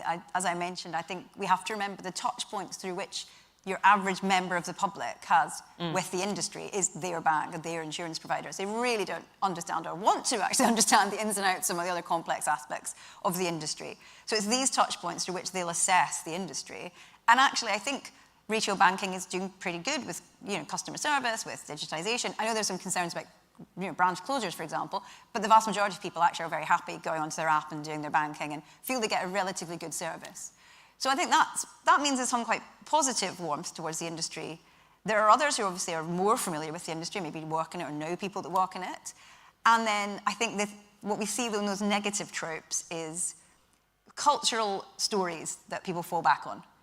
The films people have watched, the media representation, people have watched the Wolf of Wall Street, has maybe nothing to do with how you're actually operating, but that's the type of things people will learn from these tropes of, greedy bankers, without really thinking it through. And that's what we often hear from the public, is these sort of stereotypes and tropes, cultural stereotypes, can still be very powerful to people, and I think that's where we see that coming through. And actually, we had a question about the lower trust and favourability in other parts of the industry compared to my bank, which you've touched on. So I thought I'd ask you about this, and thank you to whoever asked this question. This person says that, do you think the lower trust and favourability to the wider industry beyond my bank is related to the fact that many people are not as engaged with their own insurance or pension products? And could we expect this to improve, perhaps, as we see increased accessibility via digitalisation to change this? So obviously, most of us in this room will have our own banking app, but we may not be tracking our pensions in the same way. But as the public starts to do that more and more, and perhaps with their insurance provider as well, or different parts of the industry, do you think that might change over time? Absolutely, yeah, I think so. I mean, I've just did a piece actually on the new personalised guidance that may be available, looking at how people engage with pensions and doing an experiment to see the extent to which they will engage online with different types of information to help them in their decumulation journey. So I think the more and more people are given sort of choice architecture and help and support in a simple, digitized way, the more they'll feel, they're on my side, they're here to help me, and we'll see that warmth. Because it's absolutely true that people make more sense of things through the personal connection they have to it, not through abstract concepts. And it's much easier to be warm towards things that people have a personal connection to, such as their bank, than something abstract, such as an investment manager, who they really have no relationship or consideration of their relationship to. And I think that's where some of those lower scores come from, as opposed to people actively distrusting these aspects of the industry. They're just not really familiar, it isn't humanized to them. And the more that we see engagement with things such as insurance products or pensions that feels like it puts people into control and helps them in life, we'll see that increase. And I also, I mean, anyone in insurance who ever does consumer research will recognize this. I always hear when people talk about insurance, they'll never pay it out. Well, actually, I made a claim, they were good. But the initial reaction is, they won't help me. But then actually, in my experience, they have. So again, it's kind of overcoming some of those cultural stereotypes. That was important for ensuring that trust increases. Okay, excellent. And actually, the next question's about that. What do you think the most useful thing the industry could do to shift the way it's perceived? Well, that's a good question. And anything come out in some of your conversations, maybe with the policymakers? Yeah, I mean, policymakers do talk about the need for the industry to keep telling the stories, not just facts and figures, but actually the stories of the way it benefits regions. Because one spoke about, for example, you can go through, maybe, I think it was Leeds and maybe Manchester, you can see investment that's happening, you can see the hoardings that are up, but the public don't necessarily know that's come from the industry.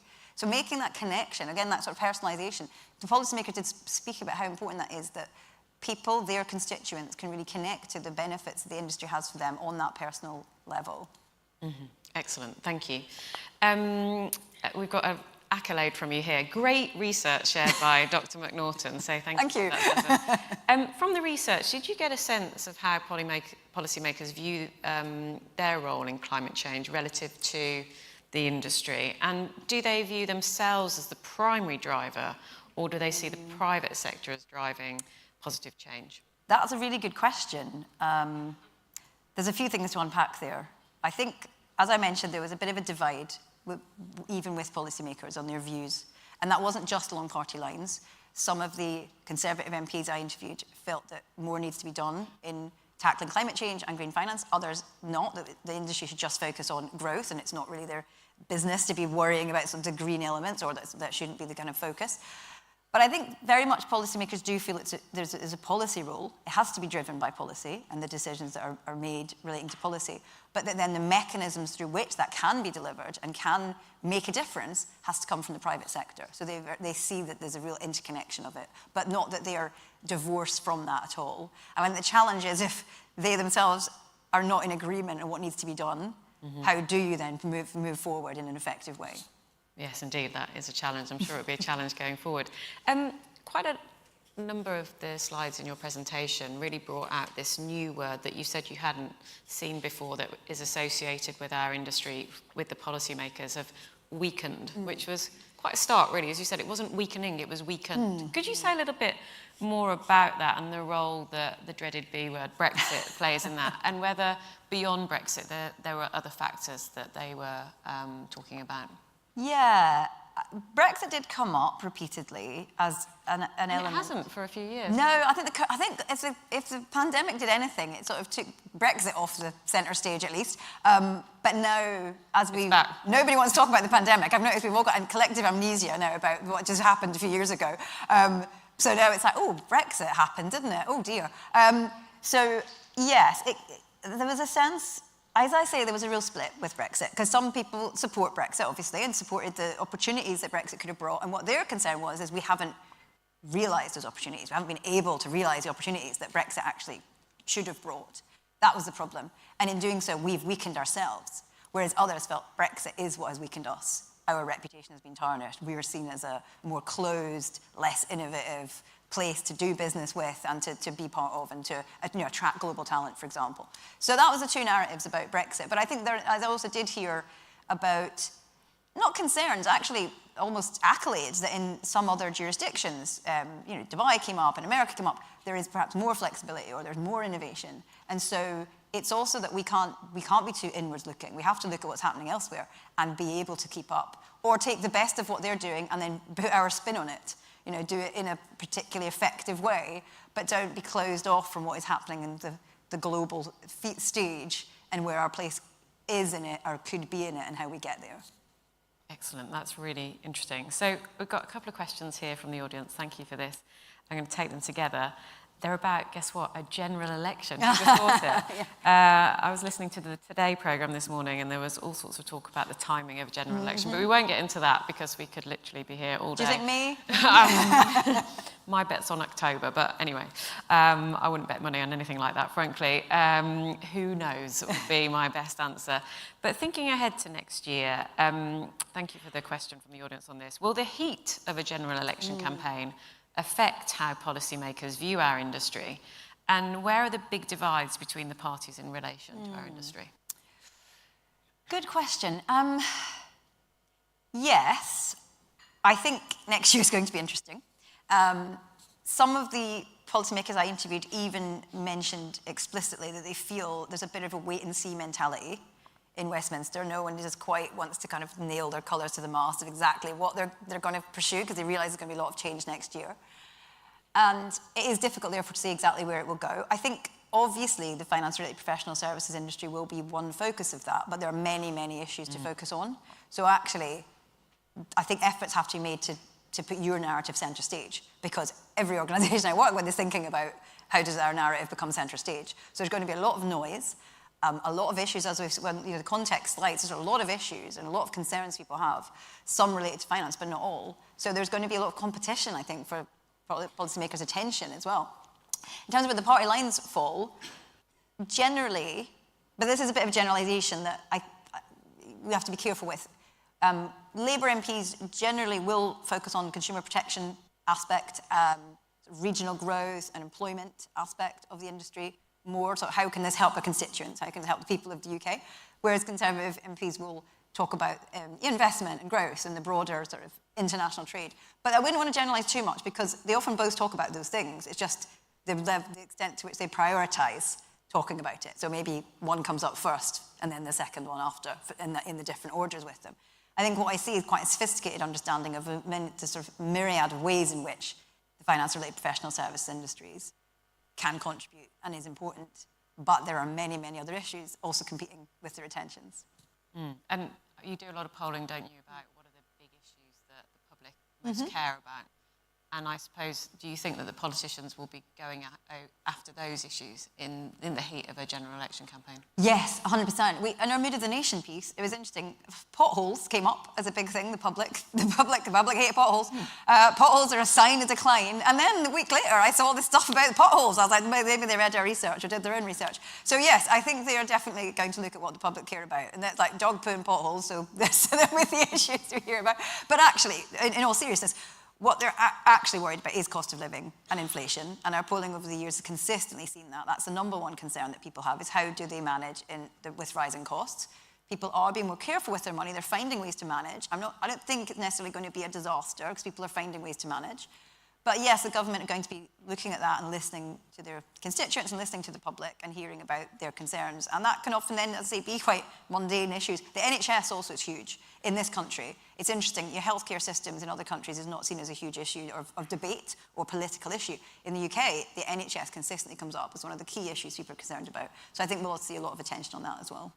Excellent. And then the last one with regard to the election, I promise you the last one, somebody might have one in the room, but from your research, to what extent would any political party benefit from attacking or criticising the industry as part of their general election campaign? We are quite concerned about this. We see in the United States, depending on which state you're in, so if you're in a Republican state, the Republicans are sort of attacking some firms in our industry for being overly focused on ESG, but then the Democrats want them to go further, and their investors and their shareholders are telling them they want to be progressive on ESG. So you're seeing quite different messages coming to the industry, pressures. It may not be on ESG, it may be on something different, but do you think that there's a possibility, and we're always very wary of this, that our industry could be caught in the political crosshairs? Potentially. I did also hear from some policymakers, perhaps unfairly, a view that the industry itself hasn't made the most of the opportunities. It's sort of the fault of the industry if things aren't going well. So there is definitely a sort of narrative, I think, to counter there around what is being done. I don't think it would really particularly benefit them to critique the finance-related professional services industry particularly, and I didn't hear any single thing they were concerned about. But as we mentioned, there's a lot of tensions, and you can't please all of the people all the time. Whatever you do, there seems to be an opposing view that someone else isn't happy with.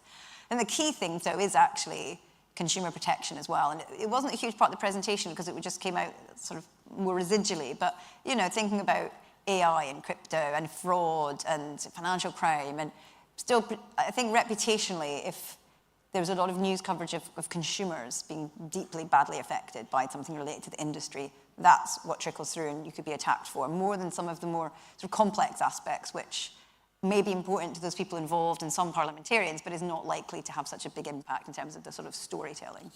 Great, thank you. Now, I've still got more questions on the app. By the way, this is the most active year, so if you're there on your phone doing this or online, thank you so much.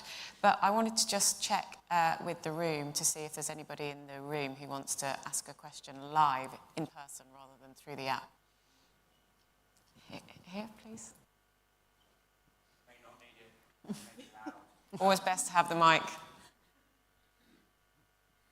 So I think you've touched on this, but my question relates to savings. I mean, if obviously, well, I think many people in the room might be concerned that there's a savings problem in the future, and you've touched on individuals' ability to understand their own financial position.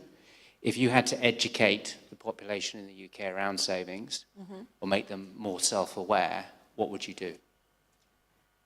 Very good question. I mean, in much of the more experimental design that we do, it is often looking at things such as that, different kinds of dashboards or financial information or coaching that can be used to help people engage with their finances in effective ways, and choice architecture within that, as you'll be very familiar with, that can help people, you know, save simply, for example, and see how they're growing their savings.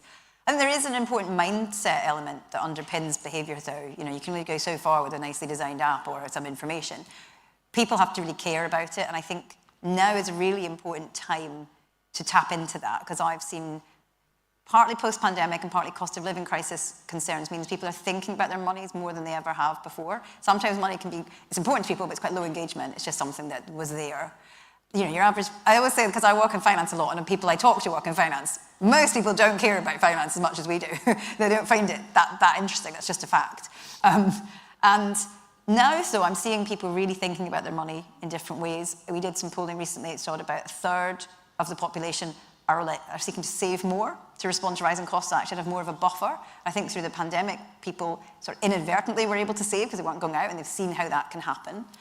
But quite worryingly, about a third also are using their savings, if they have savings, to cover rising costs. So that will be depleting their savings. But I think it's a really interesting time to have those messages for people and talk to them, because people are very receptive right now to messages about how they can watch their money and save more effectively in a way that I haven't seen sort of 5-10 years ago. And I think that's some of these cultural drivers, such as the pandemic and cost of living crisis, that's brought us to that point. Thank you, thanks. Any other questions from the audience? One here? Yeah.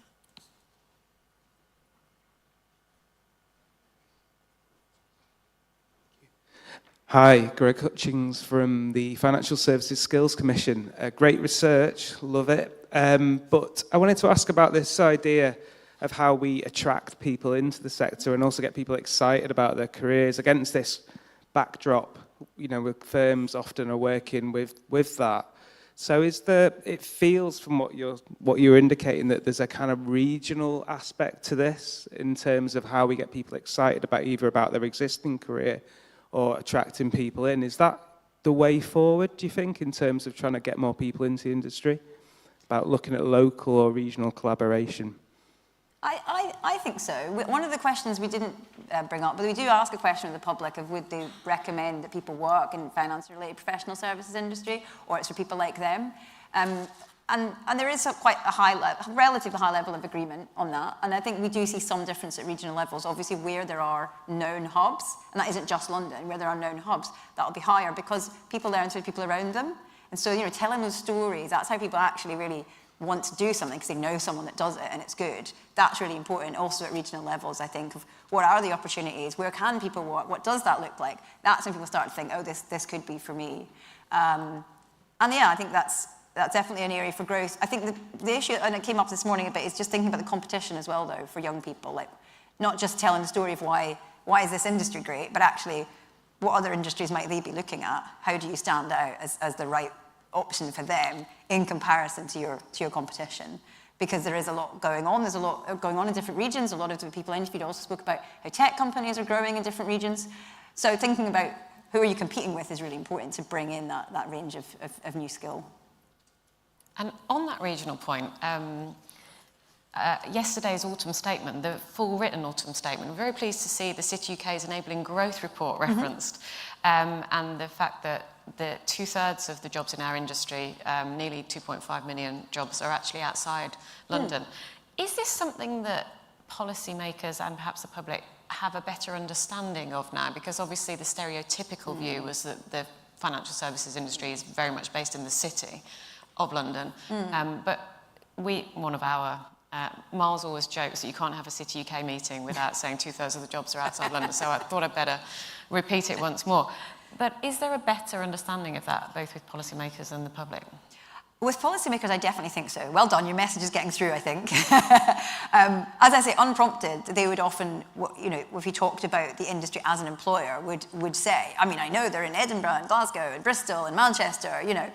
As I said, you know, they always felt there was more that could be done, or maybe if you weren't in their constituency or area, could we, you know, do more to come into that area. But definitely, even over the last few years, I've seen that unprompted coming out more.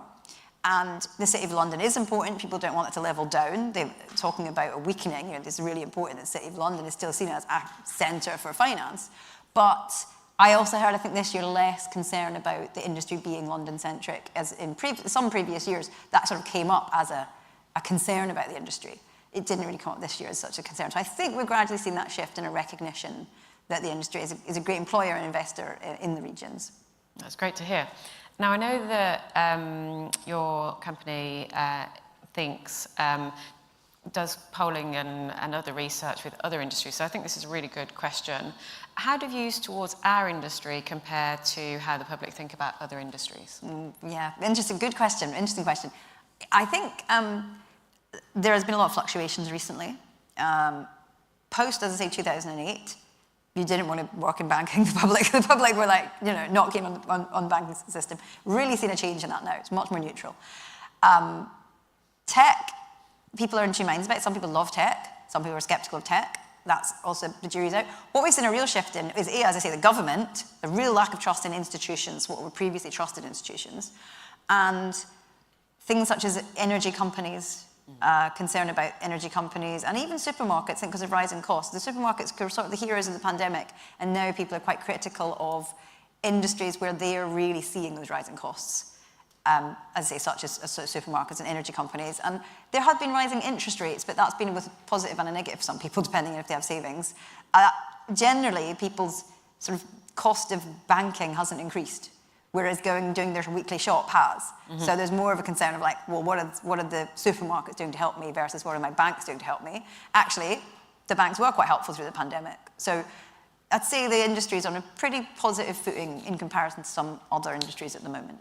That's good to hear, isn't it? Do you have a sense of how the UK population view financial services compared with the views of populations in some other countries? You talked about the NHS and how there's much more public concern here about the NHS for one reason or another. Do you have any international comparisons that you've done? That's a good question. We did do a lot of polling recently in India, US, UK, and Germany, and that's out on our website as well. We didn't ask specifically about attitudes towards industry, but I do think there will be cultural differences. It's a bit of a hunch or a hypothesis more than evidence, but we did see similar trends in terms of across those 4 locations. Everyone's worried about cost of living. Everybody's thinking of ways to make ends meet. They were focusing on saving more, trying not to get in debt. Actually, some people thinking about investing more to make the most of their money. So then there are some similar trends there. But the role that the industry plays in people's minds might depend on how significant it's seen on a national level. I think the finance and related professional services industry does have quite a place in the British psyche. I think in some other nations perhaps less so, unless it is known as a sort of global hub for these types of industries. But of course, it's important for everybody, and it'd be hard to say how it really differs. I'd have to go and do some reputation research in those other countries. Well, that would be very interesting. Any last questions from the audience before I give a last question from my app here? This is an interesting one. On the public's trust in the industry, is there a sense of how accountable the industry is? Is this something that comes up in conversations either with policymakers or the public? Good question. I mean, not really, and again, that's the type of thing you'd have to do some quite in-depth research on so people really understand what's meant to be accountable. But I do think, as I mentioned a few times, sort of the role of marketing in retail banking and the way in which people are communicated to as customers is really important. That's the touch point through which they'll often decode how accountable is the industry in terms of how much will they help me if something goes wrong, for example, as opposed to looking at sort of broader issues that might be quite complex and people would rather look on their social media, instead. So I think there's a sense it's, as I say, quite a well-functioning industry. If you know the word cloud, professional did come up from the public. Yeah. So I do think there is a sense it's kind of well-functioning and relatively accountable. Like if something goes wrong, it could be fixed. And that might come back to that point around regulation, that we should actually perhaps celebrate that we are a stable, well-regulated industry where people can have trust in it. No one ever walks around actively talking about trust. They're more likely to walk around actively talking about what they don't trust, because trust is just assumed. But actually, I think it's quite healthy that most people walk around just assuming they can trust the industry and not talking about it. Great, thank you so much. That's given us a lot of food for thought. Thanks so much, Carol.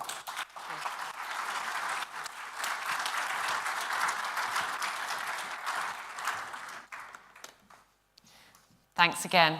The partnership between the public and private sectors continues to be crucial for the growth of our industry across the UK's regions and nations, and that's why I'm absolutely delighted to introduce our next session, which is an in-conversation between Sam Booth, who is CEO of Pro Manchester, and also the TheCityUK's Deputy Regional Chair here in the North West, and Lou Caldwell, OBE, Chair of the Greater Manchester Business Board.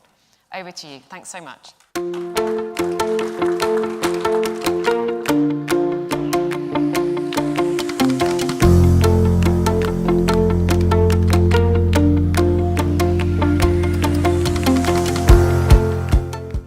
Good morning, everybody. And I'm and welcome to the conference. I hope you've had a great morning so far. As Emma introduced me, yes, I am the Chief Executive of Pro Manchester, which, for those of you who don't know, is the business representative organisation that represents the business community here in Greater Manchester. And I've worked with Lou for a long time now, so I was really pleased to be able to take part in this interview. So I'd like to just introduce Lou. Lou is the chair of the Greater Manchester Business Board.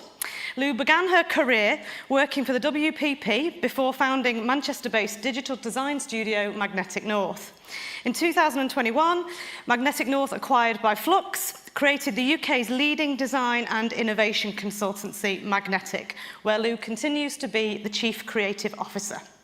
Until October this year, Lou was also the director of ID Manchester, leading the team in the creation of Europe's most ambitious innovation district project. And there were some exciting announcements yesterday, so I'm sure we'll probably touch on that just later on in our conversation.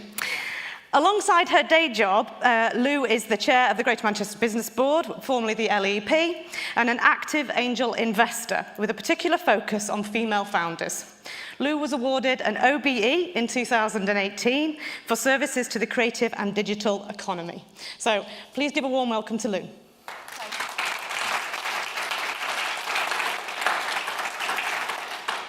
I have an abundance of questions that I'm going to ask Lou, but as with all of today's sessions, we are inviting the audience to take part. So please do have a think about what you would like to ask, either here in person or on the screen here as well. So we've got some questions for Lou. But we'll kickstart, Lou, if that's all right. If you wouldn't mind just sharing a few words why Manchester is a great place to innovate and do business, and how the financial services industry contributes to that innovation. Yeah, with pleasure, if everyone, hopefully everyone can hear me okay. So I think, it's interesting, you talked about the investment zone announcements yesterday, which obviously we've been heavily embedded in, and that's led us to a focus on advanced manufacturing and materials, which is actually incredibly broad because it covers everything from med tech through to textiles and a whole host of industries.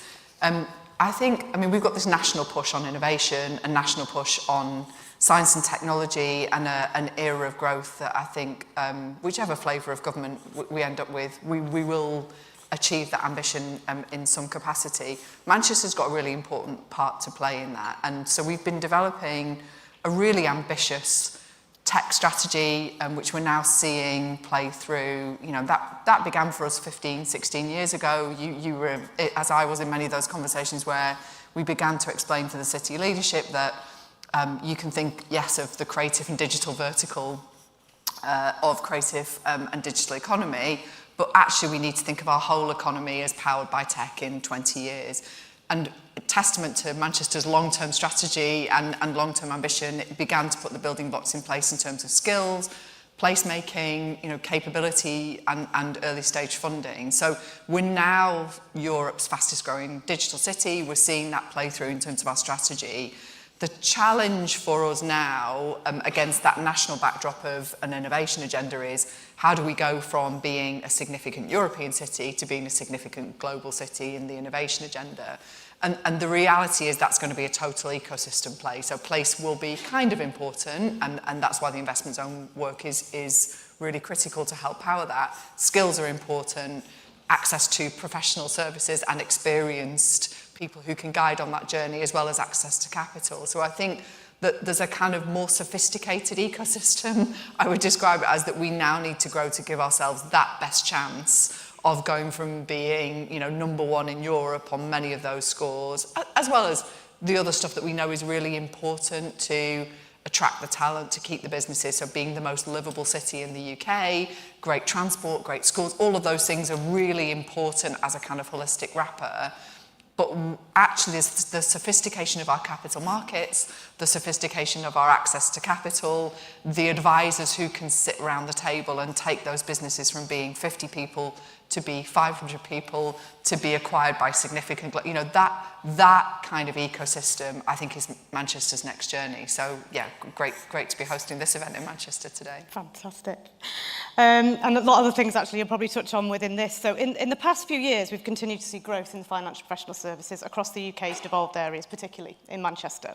The City UK's recent Enabling Growth report highlights the North West as the UK's second largest region in terms of employment in financial professional services. So what do you think makes Manchester an attractive location for financial services, and what would you like to see Manchester do more to continue attracting that kind of business? Yeah, so I think some of what we just talked about there is part of that. I think Manchester's generally having a moment as a great place to come and build your business, work, live, bring up your family, bring your team, you know, and we're seeing that in abundance. And part of that is, again, this post-pandemic moment of people have, you know, stepped off the hamster wheel perhaps for 12 months and begun to think about their lives and what matters. And we score very highly on livability, on access to, you know, those things that have suddenly risen up the ranks. That's particularly prevalent in young talent. So we have a high and increasing graduate retention score here in the city for all of those reasons. Largely people want to stay here. 20 years ago, that was more of a challenge because we didn't necessarily have the businesses to keep people here, even though we ranked really highly in terms of wanting to stay. A lot of people, you know, including myself, had to travel somewhere else. I'm laughing because Miles and I went to school together. And yes, I discovered this last night, actually. Which makes it sound like we went to Eton or somewhere really pretty. We really didn't. It was, if you saw where we went to school, yeah, it's been quite a journey. But whereas I think now we've got a significant cluster of economies. So if you take tech, you know, when the BBC moved here 10 years ago, huge client of Magnetic North's, we knew people who were asked to make that move, and you were really making a decision to come and work for the BBC for the rest of your life because you were about to move your family, you were about to... Whereas now, you would be making that move thinking, well, I might work for the BBC for 2 years, then I might go and work for WPP for 2, you know, I might go and work for Booking.com, you know, so once you've got the scale of cluster, and of course, then you need the wraparound of all of the services that are going to support those businesses that are here and growing and ambitious. So I think we're seeing that catalytic effect combined with what we describe when we talk about our innovation ambition as a kind of social innovation alongside economic innovation. And that's Manchester's USP, is we will be brilliant at the science and tech piece. We've always been brilliant at that. We've, you know, given birth to the computer and all of those things. But we also gave votes to women. We fought against slavery. We abolished slavery law. You know, so there's a long-standing history of both of those forms of innovation. And I think if you look at our economic model, our growth strategy, and actually the business community from financial services through to tech that's here, they all care really passionately about that agenda. And again, that's really attractive for the kind of new generation of talent that's coming out that actually cares less about how much it's going to earn and more about what it's going to make and its legacy and you know, the kind of work that you're going to be asking people to do. Yeah, it's quite incredible, isn't it, that you come into Manchester, and I live and breathe Manchester, I'm here every day, but still I see new things happening all of the time, and it's just so incredibly exciting. Yeah. You've kind of led quite nicely into question number 2, which is, given the globally competitive nature of the UK financial and professional services, acquiring skills and talent is a number 1 priority for all. So how can Manchester assure that it has a resilient skills ecosystem and with a diverse selection of skills and people? Yeah, so I think, I mean, part of that we just talked about in terms of our place proposition. The universities are a massive asset for us. They attract international talent. I mean, this year we had 70,000 just to Manchester University applications for Chinese students. I mean, we can't accommodate that in a million years, but the highest concentration of students in Europe exists in Manchester. So we've already got that influx. If we can retain more of that, we get that great international lens, which in terms of, you know, as you've seen in cities like London, the internationalisation of the line of sight, the ambition, that really helps. But, you know, if Andy was here and, as mayor, he would talk about the fact that in reality only 35% of Greater Manchester's young people go to university.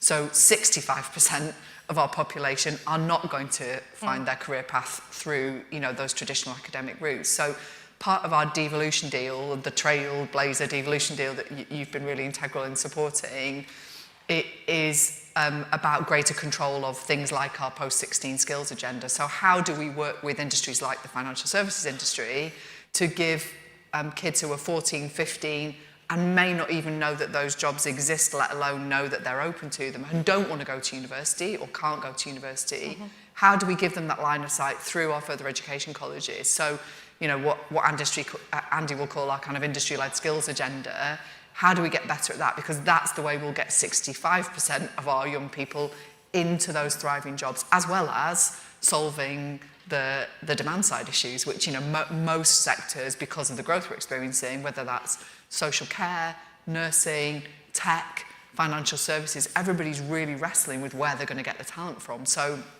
we're doing this huge, ambitious project, which is the first of its kind in the country, to first of all get control of that skill system and have devolved powers and devolved budget.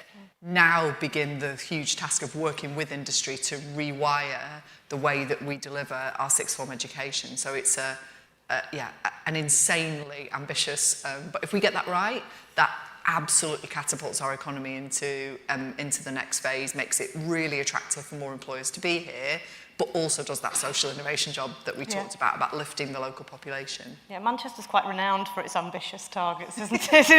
in everything way. And I think Andy's mantra is, you know, it's kind of let's put these really, really high targets. Let's really strive to achieve the absolute best that we can. I've got the grey hair to prove it.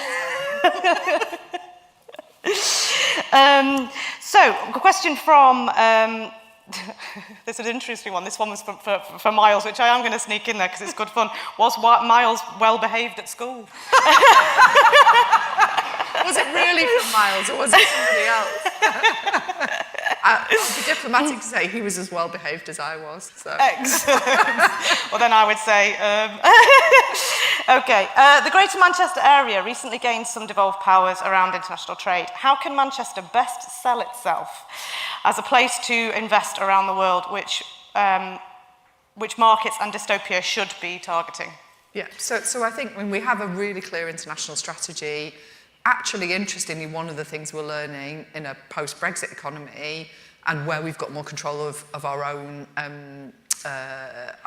way of marketing ourselves and those levers is that a lot of what we're looking at is city-to-city deals, and that's both nationally and internationally, and we find that sometimes quicker, sometimes easier to kind of man-mark or woman-mark places where there's a parallel economy. So, you know, you'll have seen Andy and the team out at South by Southwest last year. You look at Texas and Austin in particular and the kind of parallels in the tech economy there. So we've got some very clear priorities. Andy's out in Japan in a few weeks on a trade mission.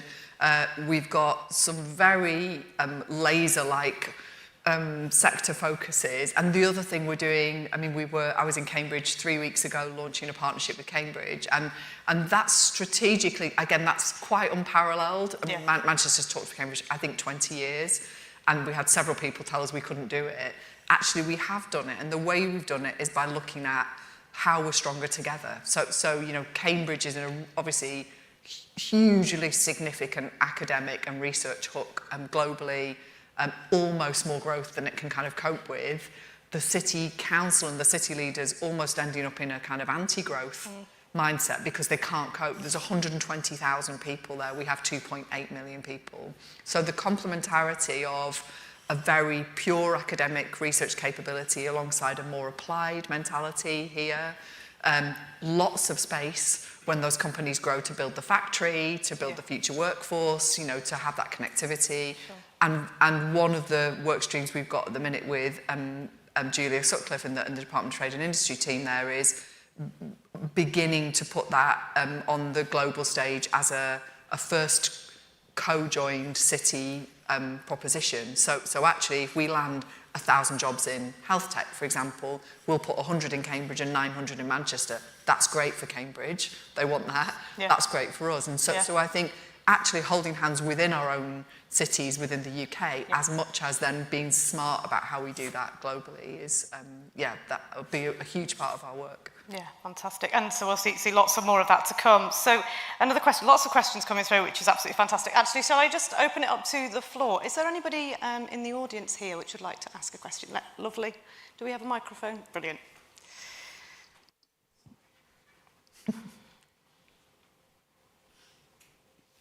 great session. Your energy, Lou, is just, such a huge draw. Try to dial it down. No, I love it. Don't change.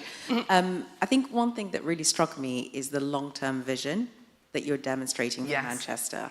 And I'm just curious, what's the thought process to kind of figure out, these are the things, the big bets that we're going to go for that might take 10, 20 years? Yeah. And just making sure that you're betting on the right things. Yeah, so I think there are some principles that have always sat under that. One is collaboration, and that's collaboration between the public and private sector, collaboration with academia, increasingly that triple helix that's going to power innovation. We, again, if Andy was here, he would probably joke, because we've heard the joke enough, that there's we are the most politically stable part of the UK. So what's really interesting about political stability is it allows you to think 30 years ahead without worrying whether you're going to be re-elected. So actually, there's a kind of patient capital mindset almost that you get with that, because we know that if you're the leader of the city region, you can probably be around long enough to see some of your work play out. But I also think there's a kind of selflessness to that leadership, in that the seeds that you're planting, you're never going to see, or you're not going to be, your children will see. So I think we're quite good at that, of egoless leadership. We're blessed with the political continuity, bar a few bumps in the road, that allows us to do that. We're brilliant at collaboration. I mean, interestingly, Manchester as an all-red town has done better traditionally under a Tory government, which is testament actually to the fact that we're really quite good at turning up with pretty much anyone and holding hands and collaborating and working. So I think we've and part of that is being egoless, isn't it? So if you don't come in and chest puff and try and tell everybody how it's done, it's much easier to build those bridges. But I think we've just got good at that. And also, this is, I feel like I've had a whole day of this really, where everybody is literally one handshake away from each other. So it's like you can turn up in a city and say to Sam or me, it's like, I'm looking for somebody, and we'll go, I know exactly who you should talk to. And that within those two handshakes, you've found the people that you need. But I think, underpinning that is a strategy. What drives the strategy is evidence-based. So actually, whilst we might sometimes call it local industrial strategy when it's Theresa May and we're being driven by that, or we might call it our science superpower ambition or our science and tech, whatever that might be, the answer kind of is always the same, which is we've got a strong evidence base, and there's a piece of work called the Independent Prosperity Review that we do religiously as a kind of process to drive that data.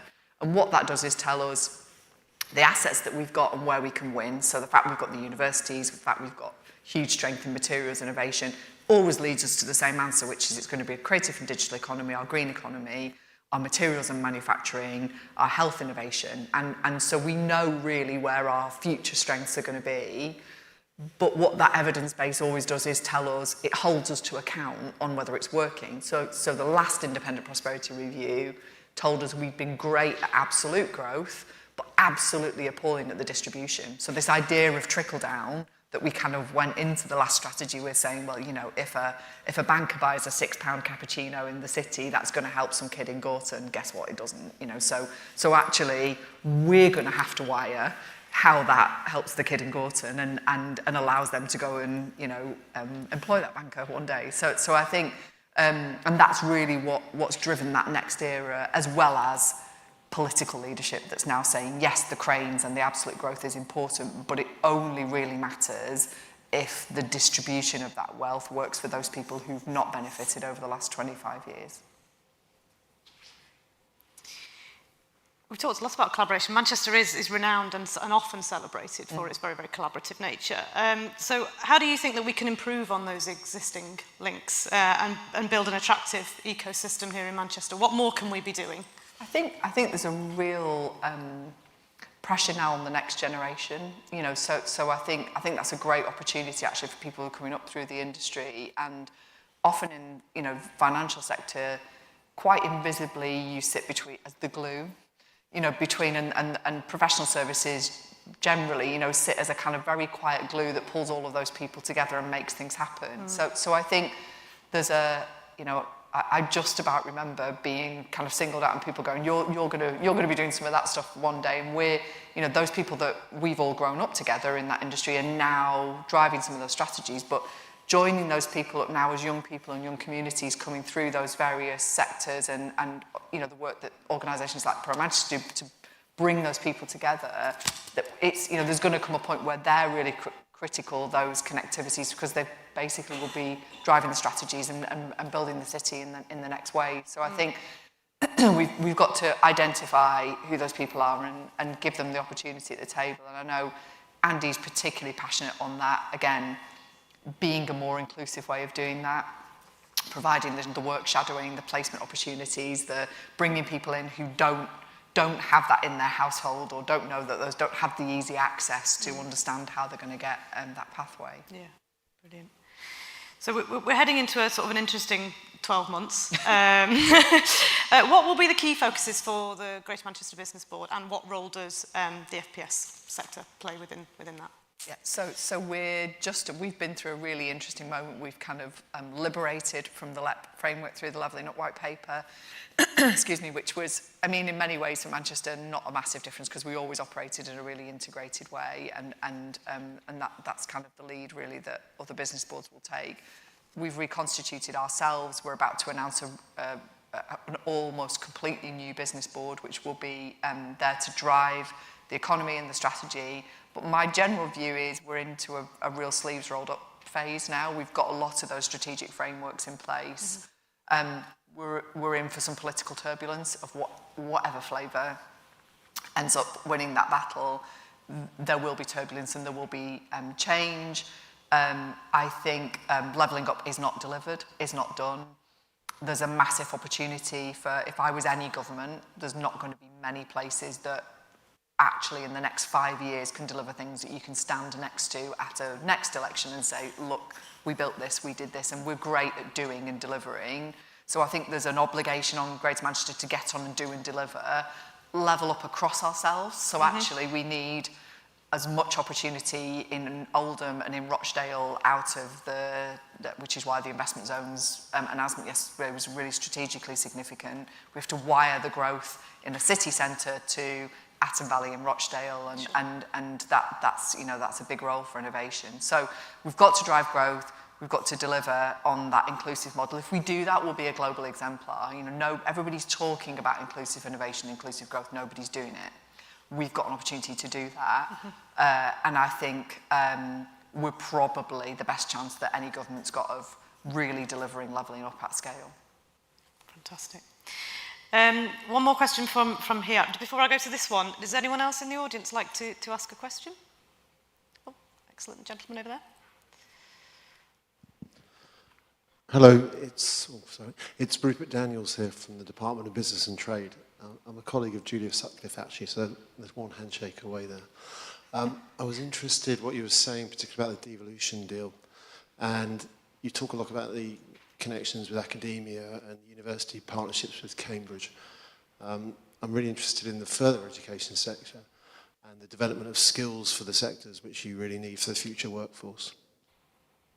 I missed the last bit of that, sorry. I'm interested to understand why you're really focusing in on the devolution of further education and providing the skills for the workforce, and how important do you think that you can set your agenda for this particular region? Yeah, so I think partly, you know, the focus on inclusion, so, you know, the idea that we're going to get everybody through the university is not going to be the answer, partly because in any forum that we have with almost any sector, the biggest problem, or certainly top three, is going to be skills shortages and access to talent. So I think in terms of just our inward investment proposition, let alone all of the other problems, if we can grow the skills pipeline, we can probably attract any business we want globally to the city region. But the single biggest inhibitor, possibly alongside access to capital, interesting, for most businesses who are here, is access to talent. So I think we're really focused on it for that reason, because it's that collision of, it's that Venn diagram, because I'm a mathematician, so I always work in some kind of, some statistical form of how can we solve our societal need, which is we've got swathes, 1 in 3, in places 1 in 2 children growing up in poverty, which as your chair reminded us this morning at a different event, means they go to bed hungry and cold, they go to school without food in their belly. You know, that's like, these are huge deprivation measures that we've got right on our doorstep. So the only way we solve that is by changing the life chances. At the same time, we're a pro-growth city, so we want to kind of join those two pieces together. So the only mechanism you've got is skills, because of the way that government works. Doing that, designing that at a national level for a local problem doesn't work. And so we've spent a long time persuading government, as we did with the health service, that if they can give us the levers and the controls, we can probably design that better for ourselves. I mean, with that comes a massive responsibility, right? You know, we're now playing with the fortunes of 14 and 15-year-olds and whether we get that right. But I would probably back us more than I'd back the Department of Education. No, I wouldn't say that publicly, even though it is publicly. We'll keep it to ourselves, we promise. This is, I think you've touched on this, but just as a final wrap-up question, because I know that we are going into lunch straight after this, and I'm sure everybody is hungry, but what are the potential obstructions to Manchester and North West future success, and how can the financial related professional services tackle them? So I think the access to capital piece, the access to grown-up, sophisticated financial advisors who've been on that journey. So you know, I was with a business yesterday who, they were 200 people, that they grew as a family business, a tech business based in Cheadle. Then they got acquired by Uber. They're now 500 people. You know, that journey that they've been on, they were surrounded by advisors and people who understood how to capitalize them, how to scale them, how to advise them on that journey, and so they weren't phased. But I think there is probably 1 in 50 of those. So I think the caliber of advice that we can provide, the line of sight and the ambition, bringing that global talent that you will all have access to Manchester, helping to spread the word. I think we've got some massive challenges around transport connectivity. We won't go into the HS2 debate, but I think the more actually industries that are the more business voice generally, but in particularly this industry, can keep making the noise about the importance of transport investment, that actually these things pay huge dividends as we see globally in other cities. It seems almost ludicrous that we're still having that conversation, but we are. So I think the lobbying, and actually when it's most powerful, and I watched London and Partners do it at an event yesterday, London and Partners lobbying for why Manchester needs HS2 and why Manchester is way more powerful than me turning up at an event complaining about, you know, the Piccadilly interchange, you know. So I think collectively recognising, you know, those levers is really important. But just generally being a champion, doing things like this, hosting, you know, your event in this city, not in London, makes a massive difference. It, you know, it puts a big signpost about the capability that's here. Yeah, brilliant. Oh, Lou, it's an absolute pleasure, and I would love to chat to you all day long. If you please will all thank Lou in the usual way.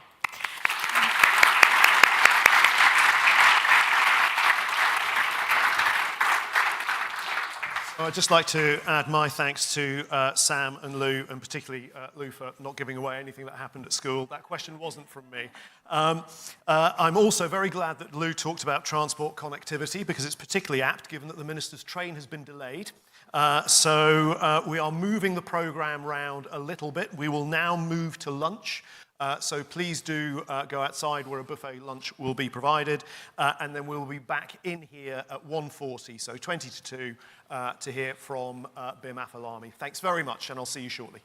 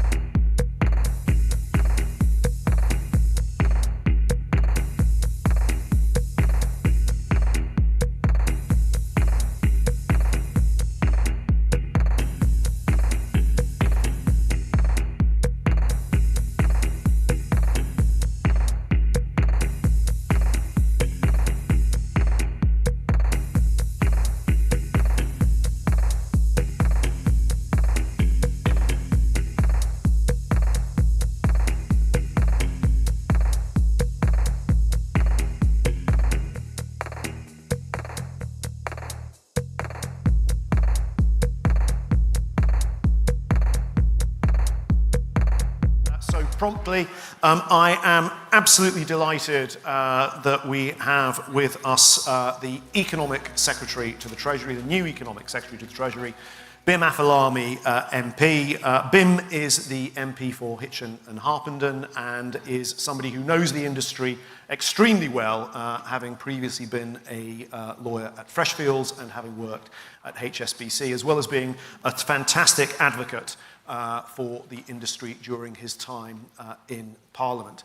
I have to say we are particularly proud of Bim's achievements, given that some years ago my predecessor, I can take no credit for this whatsoever, my predecessor as CEO identified Bim as part of our Next Generation vision, the precursor to the Next Generation Leadership Council.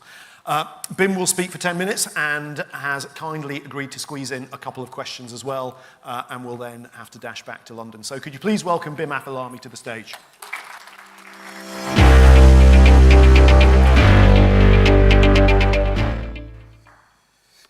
Miles, thank you so much. And look, thank you so much for inviting me, and it's an absolute pleasure to be here. I was stuck on the train, so I'm not Minister for Transport, so actually less said about that the better. But look, it's an absolute pleasure to be here today in my very first address in my new role as Economic Secretary to the Treasury. Now, most people here, by virtue of the fact that you're here in the industry, you have some appreciation about how significant financial and professional services are. The first point I wanted to make, financial and professional services. This is all an ecosystem that all works together, whether it be a lawyer, whether it be a PR firm, whether it be an accountancy business, whether it be a bank, whether it be a hedge fund, whether it be a private equity business, etc. And that ecosystem is what in the UK is so special and what we have to protect. And it's particularly vital that I've come here in Manchester to make this first address, because one of the difficulties about being the City Minister and promoting financial services in this country is that too many people don't realise that 2/3 of the people who work in this sector work outside London. It is a significant growth opportunity outside London, even more than it is inside London. And I think that being in Manchester, I hope that you will appreciate the need for me to show that, not just making speeches, but my own physical presence going all over the UK, and it's something that I'm very determined to do in my time in this role. Now, there are two key things I want to talk to you about today. The first is the autumn statement, came out yesterday. It was, I think, has really been received well by the industry and by business groups generally, because we focused on growth. The Chancellor set out how the government's hard work to stabilise the economy has started, almost literally, to pay dividends. And if you actually look at the detail of it, look, I won't repeat it all here, but the OBR expects the Chancellor's package to boost business investment by £14 billion, bring a further 78,000 people into employment by the end of the forecast period. But what does it mean for financial services specifically? Well, if we look at where the sector finds itself today, the UK is home to two of the world's top financial centres, London and Edinburgh, and two of the three biggest clearing houses globally. But in a competitive world, I want you to be clear, I'm a very positive person. I think it's very important that the government strongly supports financial services and professional services, and this Prime Minister, this Chancellor, and me, we do that. But we cannot afford to be complacent. And that's why our reform agenda that we started last year in the Edinburgh reforms, pushed forward over the summer at Mansion House, and strengthened again yesterday at the autumn statement, is so vital, because it will preserve and enhance the UK's position as one of the world's greatest financial services hubs. Now, I'd like to talk to you about how yesterday's autumn statement pushes this reform agenda forward. First, boosting productive finance. What do I mean by that? What I mean by productive finance is finance that helps multiply and increase economic growth across the whole country and across different industries. As part of his Mansion House reforms, the Chancellor outlined 3 golden rules to guide pensions reforms. One of the rules was to secure the best possible outcome for pension savers. Yesterday, the government delivered on that promise. Larger pension funds can more easily access the right expertise and generate the best return for members. This package will support further consolidation so that by 2030, the majority of workplace defined contribution savers will have their pension pots managed in larger schemes of over £30 billion. And by 2040, we expect all local government pension funds to be invested in pools of £200 billion. We're also exploring how to provide more scope for defined benefit schemes to invest in productive finance, and we'll consult this winter on those options, whilst remaining mindful of the second golden rule, which is to prioritise a strong and diversified gilt market. And finally, to support the deployment of pension scheme capital into the UK's most promising high-growth companies. We confirm government's intention to establish a growth fund run by the British Business Bank. Now, this growth fund will give pension schemes access to the British Business Bank's pipeline of investment opportunities, which is significant, drawing on its strong track record and permanent capital base of over £7 billion. And of course, the Chancellor also set out yesterday that the government will be exploring options to launch a NatWest share sale to retail investors over the next 12 months, which is, I should state, that is subject to market conditions and achieving value for money. But this is something that I can tell you we are very keen to do. And it will not only further our efforts to fully return NatWest to private ownership, but it could also promote retail share ownership and support the future of UK's capital markets through a landmark transaction. Now, finally, I want to turn to our plans for our regulatory environment for financial services. Now, I'm new to this role, but I've been thinking about this issue for a very long time. That's why, probably about 9 months ago now, I set up the Regulatory Reform Group in Parliament, which was working with a dozen colleagues, very experienced colleagues from different wings of the Conservative Party, people like Robert Buckland, Lord Tyree, Andrew Tyree, Richard Fuller, Alan Cairns, Vicky Ford, various others. And so I care about this issue deeply. I know my predecessor shared my reforming outlook on this issue, and he helped to lay the groundwork for the proposals that we announced yesterday. Now, as part of that groundwork, earlier this year, we repealed around 100 pieces of unnecessary retained EU law to clean up our statute book. But we're delivering more with new frameworks tailored for UK firms and markets as part of our smarter regulatory framework. Yesterday, we announced a range of legislation soon to be laid before the House, including a new framework to deliver new tailor-made prospectus rules, which was a key recommendation from Lord Hill's review. And just to give you a sense of this, as Miles said, I was a corporate lawyer at Freshfields, then at Simpson Thatcher, and then I went on to HSBC where I worked in strategy. I can remember how big prospectuses were when I did it, and I thought they were huge. They were sort of this big, and I thought, gosh, can you believe they're this big? What's in them? And my sister, she won't thank me for saying this, my sister, she's much younger than me, so she's a sort of junior associate at Latham & Watkins, and she sent me a photo of something they were working on. No market-sensitive details. She just showed me the sort of book, right? I want to be clear. And it was like double the size, right? Double the complexity. Takes much longer, takes up much more time, and is a disincentive for people to list and disincentive to remain listed. Jonathan Hill did this work. I'm very, very keen to put this forward and implement it, and we're going to do that as soon as possible. It's just an example of the work that we're trying to do. I hope that the financial services commitments in yesterday's autumn statement and my experience promoting this sector's concerns has given you a flavour of my priorities. But I just want to say, and it's my first speech in this role, I want to basically explain to you I'm going to be focused mostly on 3 things. First of all, I will always, always champion the role of this sector in growing the British economy and the conditions required to deliver it by emphasising the importance of innovation, risk-taking, and smart, proportionate regulation.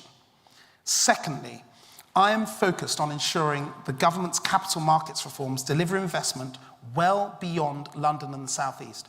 A couple of years ago, I authored a report with UK Finance all about financial services and levelling up. You know, this is something I've been thinking about and working on for a very long time, and I'm very committed to it. And finally, I will safeguard the UK's position as a global financial centre by delivering a well-calibrated regulatory framework and making sure that our regulators deliver on their objectives, which are now, for the first time, going to be focused on growth and competitiveness as secondary objectives. Make sure they deliver on that and play their proper role in facilitating it. Now, look, I appreciate that I've skipped across a lot of ground, so it's worth me summarising why. Because this autumn statement will deliver a future that the people of this country deserve. That's why we're building on the successful delivery of the Prime Minister's goal to halve inflation and reduce borrowing, to boost business investment that will help create jobs and wealth. And within that, we're delivering a financial services sector driving growth powered by innovation. But it's because of these ambitions and because of my personal interest in history and championing them, you can trust me to be an open, candid, and passionate champion for this industry. I look forward to working with you and look forward to your questions. Thank you.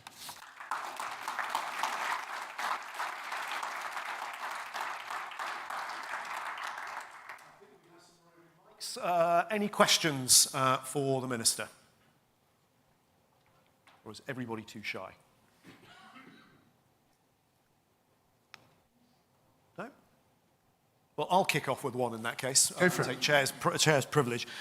So thanks very much for setting that out. It's great to hear the commitments that you've made. Where do you see the international dimension here? So the appetite to work with the UK that we saw in the US on a recent visit we had there is enormous, to deepen what's already the most successful financial services relationship in the world, and also the fact that there is going to be quite a lot of change in the EU politically, which may lead to a continuing thawing of relationships there. How do you see your role in moving those relationships forward? So, good question. So if we take the rest of the world and then Europe separately. So in terms of the rest of the world, I think you can never do enough engagement, right? Whether that be within this country or externally. So I had a meeting with Lord Johnson, who's the Trade and Investment Minister, recently, and he's trying to convince me to do 1,000 trips to all sorts of places across the world. But the key thing is working closely with him to make sure that we are seen as positively as possible internationally, and from a regulatory perspective, we're doing the right things to both gain advantage when other jurisdictions are doing things that are not necessarily helpful, but also know where they're doing things better and watch and learn from other areas. I don't think we should be in a place where we say, oh, somebody else is doing something, but because it wasn't made in Britain, we shouldn't do it. No, we should look at what other people do. And I think traveling and stronger relationships are a good way of achieving that. On Europe, I think it's very, very important, first of all, with Switzerland, that we build on our close partnership and build on that more deeply over time. Over the next few weeks and months, I hope that we'll be able to announce some things that we're doing there. But with the European Union, look, we are always going to be close to the European Union because of our geography and our economic geography as much as our physical geography.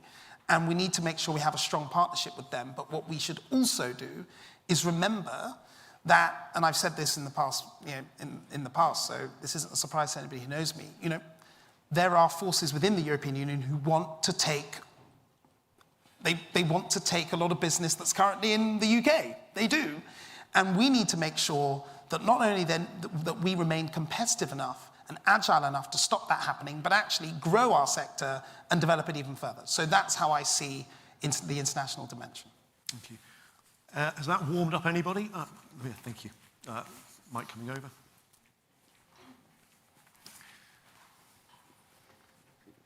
Bim, thank you for the overview. That was really helpful. Would love to hear a little bit more in terms of, you talked about the regulators and, striking the balance between enabling innovation, but also effective risk management. Do you mind just sharing a little bit more in terms of the response you've had from the regulators and whether they share a similar vision to what you described? Very good question. So far, the truth is, in a week, we've just been focusing on the autumn statement. So, I'm seeing a lot of our regulatory friends next week, so I haven't had a chance to engage them directly. But what I can, in this role, I can say over recent months, as part of the regulatory reform group, engaging with Nikhil Ratti, head of the FCA, Sam Woods, head of the PRA, I've seen the governor of the bank as well, and many others, and they have been positive about the need to have a smarter, simpler regulatory framework. They understand the need for that. They understand the frustrations that many people in the industry have. And I think that the tough bit is working out how we get to a better place, right? And so they understand the need. Intellectually, they get it. The question is, how do we achieve that? And that's what I'll be working on with them. But I'll just say something else just before I come to your question, sir, which is, I think culturally, it's important that we don't put all the blame on the regulators. I accept, as having talked about regulators a lot, that our industry itself needs to be aware that what we need to do is we need to be as front-footed as we can, always looking to take risk and innovate in a proportionate way and make sure that we don't, particularly big players, don't fall into the trap of seeking to maintain the status quo because it's comfortable. We've always got to be thinking, how do we make the UK more competitive, grow faster, be more dynamic, and not to think, oh, right, well, things are okay, let's just leave it. So I think that the industry also has a role to play in achieving those aims. Thank you. I know, Minister, you've got a very hard stop at 2 o'clock, so can I ask everyone to thank Bim Afalami for those comments? Thank you. Rodsall, thank you. Thank you. Thank you. Rodsall, thank you. Thanks, Miles. Thank you. Really. Thank you very much indeed. We now move on to our next panel, Financing the Future, How Can Financial and Related Professional Services Act as the Engine of Growth in Every Region and Nation of the UK. As has been mentioned once or twice during the course of today, 2/3 of the people in this industry do work outside the M25, and that does mean that we have a crucial role to play in driving and delivering growth, and nowhere is that truer than in the thriving hubs for our industry in the regions and nations, as we've talked about. The most recent version of our annual Enabling Growth Across the UK report highlighted a number of ways in which policymakers could encourage growth by utilising our industry. And to explore that further, I am absolutely delighted to welcome to the stage the chair of the next session and his panel, Armagan Mohammed, the regional chair for PwC in the North. Please do welcome them to the stage.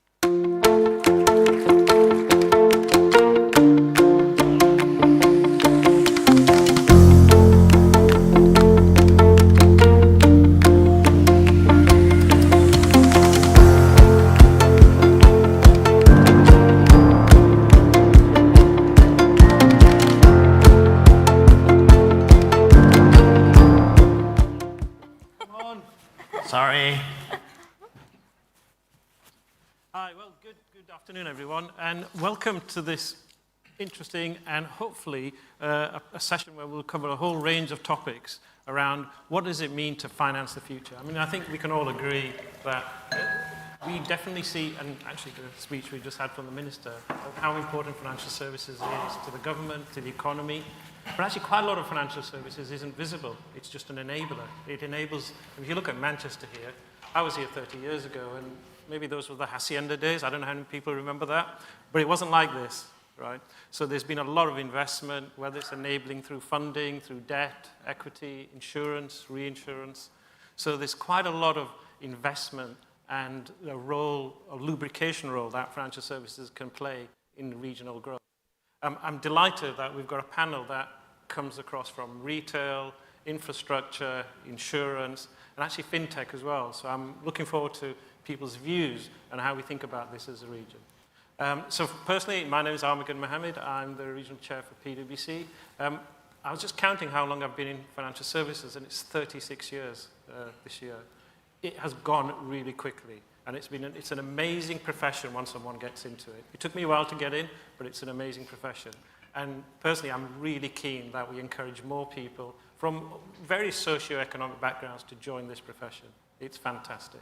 But without further ado, I'm going to invite my esteemed panelists to introduce themselves. Before that, the way we're structuring the session is a game of two halves. I've got some prepared questions for the first 15, 20 minutes. And then we're going to ask yourselves and people who are online to actually submit questions. And I've got a trusty iPad here, which it will come through to me, and we've got a roving mic as well. So we look forward to your questions as well. If you think of any in the meantime, as we're talking, please just submit them, and I'll make sure we ask them. So thank you very much. Natalie, could I just ask the panel to introduce themselves as we are sat? Yeah, absolutely. So, hi everyone, I'm Natalie Boswell. I am the Regional Development Director for Lloyds Bank, covering the North East and Yorkshire. So thank you for having me on the other side of the Pennines this morning. Just to let you behind the curtain a little bit, when we were doing our briefing call for this panel, Armagan said, can you tell us a little bit of an interesting fact about yourself for the introduction? For example, have you climbed Everest recently? So that was the bar for being on the panel. And I think the response was, I've got an 11-year-old German Shepherd, so going around the block is our Everest every day. So there's a little bit about me. Thank you. Good afternoon, everybody. My name's Steve Lomas. I'm Managing Director at the UK Infrastructure Bank. I started off life working in retail banking at NatWest before moving into investment banking with infrastructure assets. And then in 2010, I went into HM Treasury, actually, and spent time at Treasury and the Cabinet Office for 10 years, setting up the Green Investment Bank, and doing all sorts of other things in government before 2 years ago helping to set up the UK Infrastructure Bank. The bank's been open for 2 years now. We're based in Leeds. We've grown from 6 people to around 220 people, and that's continuing to grow. And we've now made over 20 investments and over £2 billion investments. Thank you, Steve. Hi, I'm Christine Wood. You probably can tell by my accent, I'm a Northeasterner. So I've travelled down from Northumberland this morning.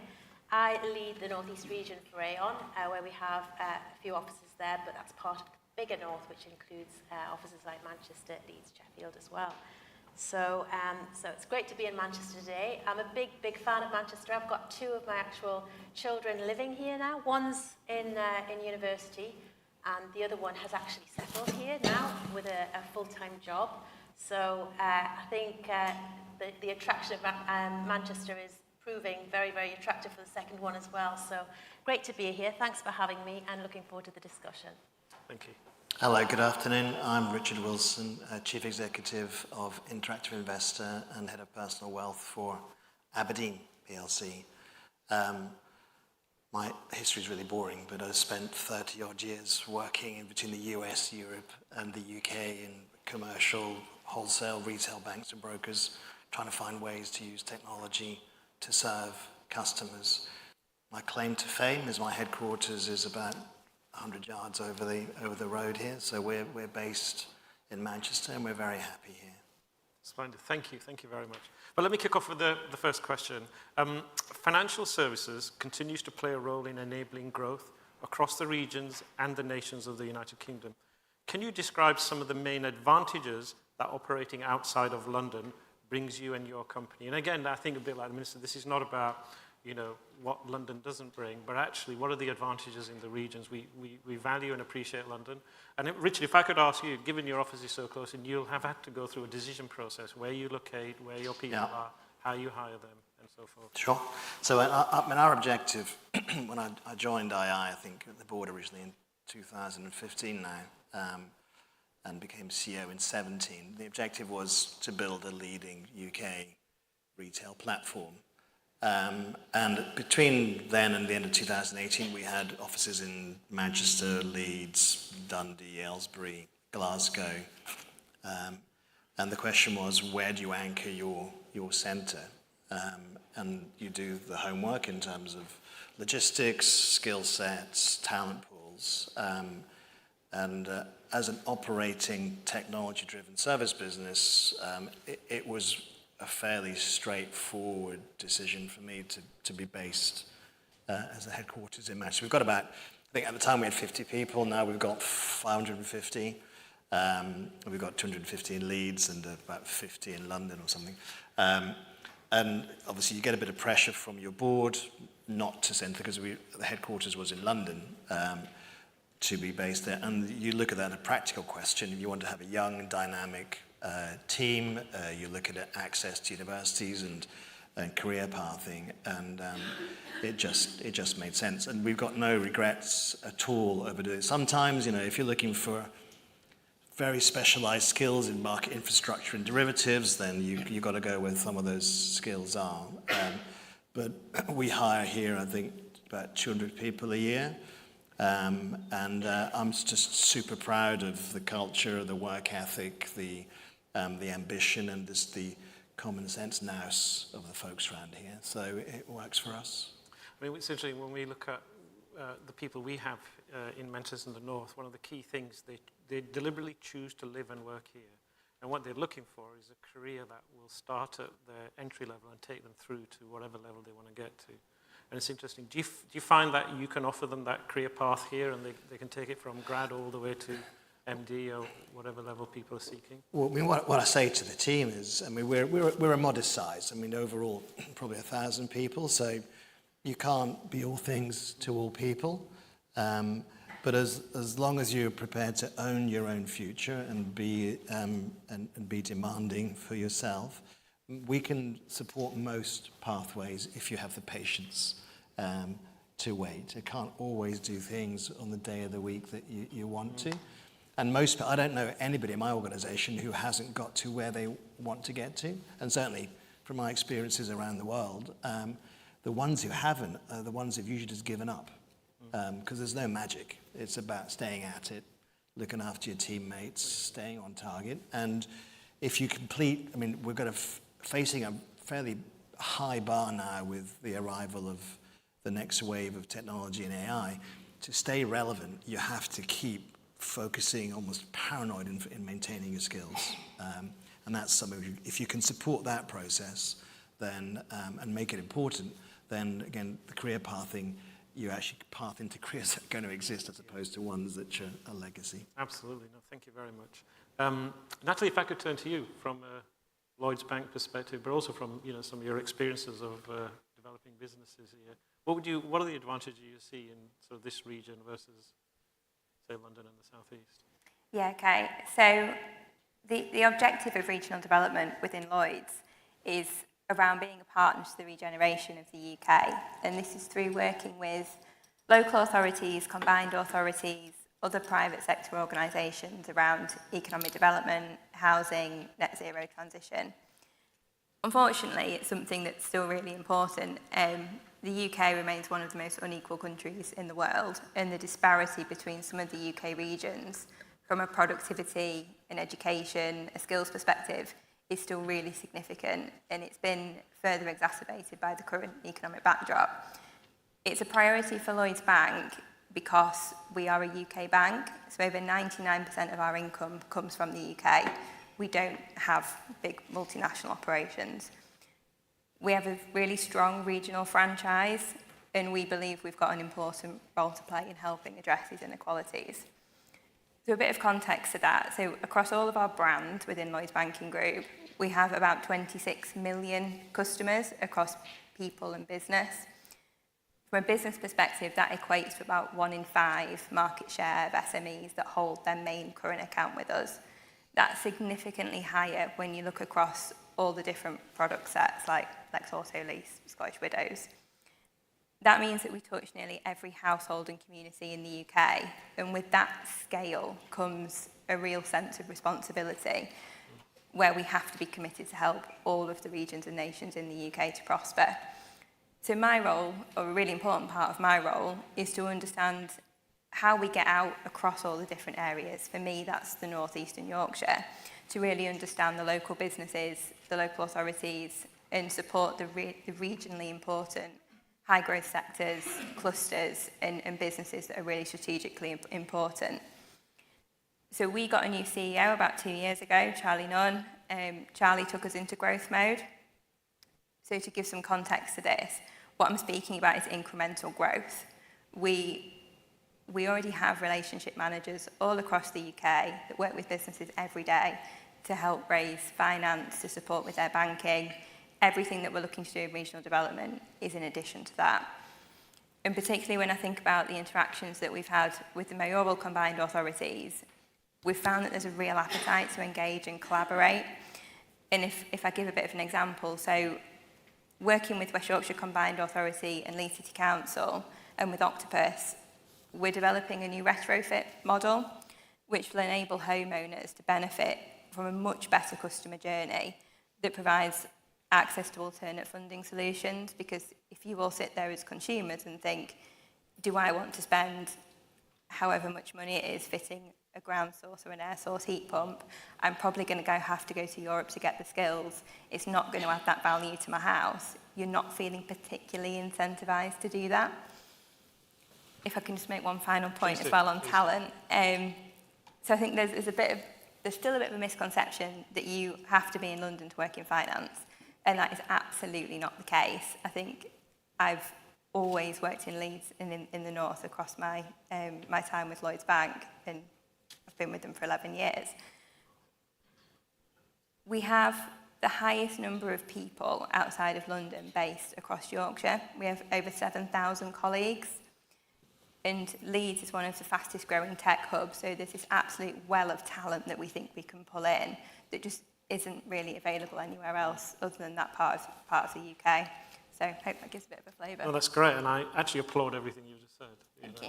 Because we, as an organisation, we feel exactly the same way in terms of the split of our people, London versus non-London. In fact, we crossed the threshold from 42% to 50% in the regions in the last 12 months. So we're delighted about that. What was interesting Steve, if I can turn to you, if I may, one of the interesting things that's coming out of that was, if we look at your sort of areas of focus, net zero, levelling up, that touches quite a lot of the stuff Natalie was mentioning. Obviously, your deal size is bigger and you're thinking about, but how does regions versus London, and what are you getting in the regions? You've obviously chosen to base yourselves in Leeds, which I'm sure there was some influence in that somewhere along the line. But how are you finding that as an advantage versus? So, look, when we were established 2 years ago, our mandate is quite unique. It's to purely look at UK infrastructure.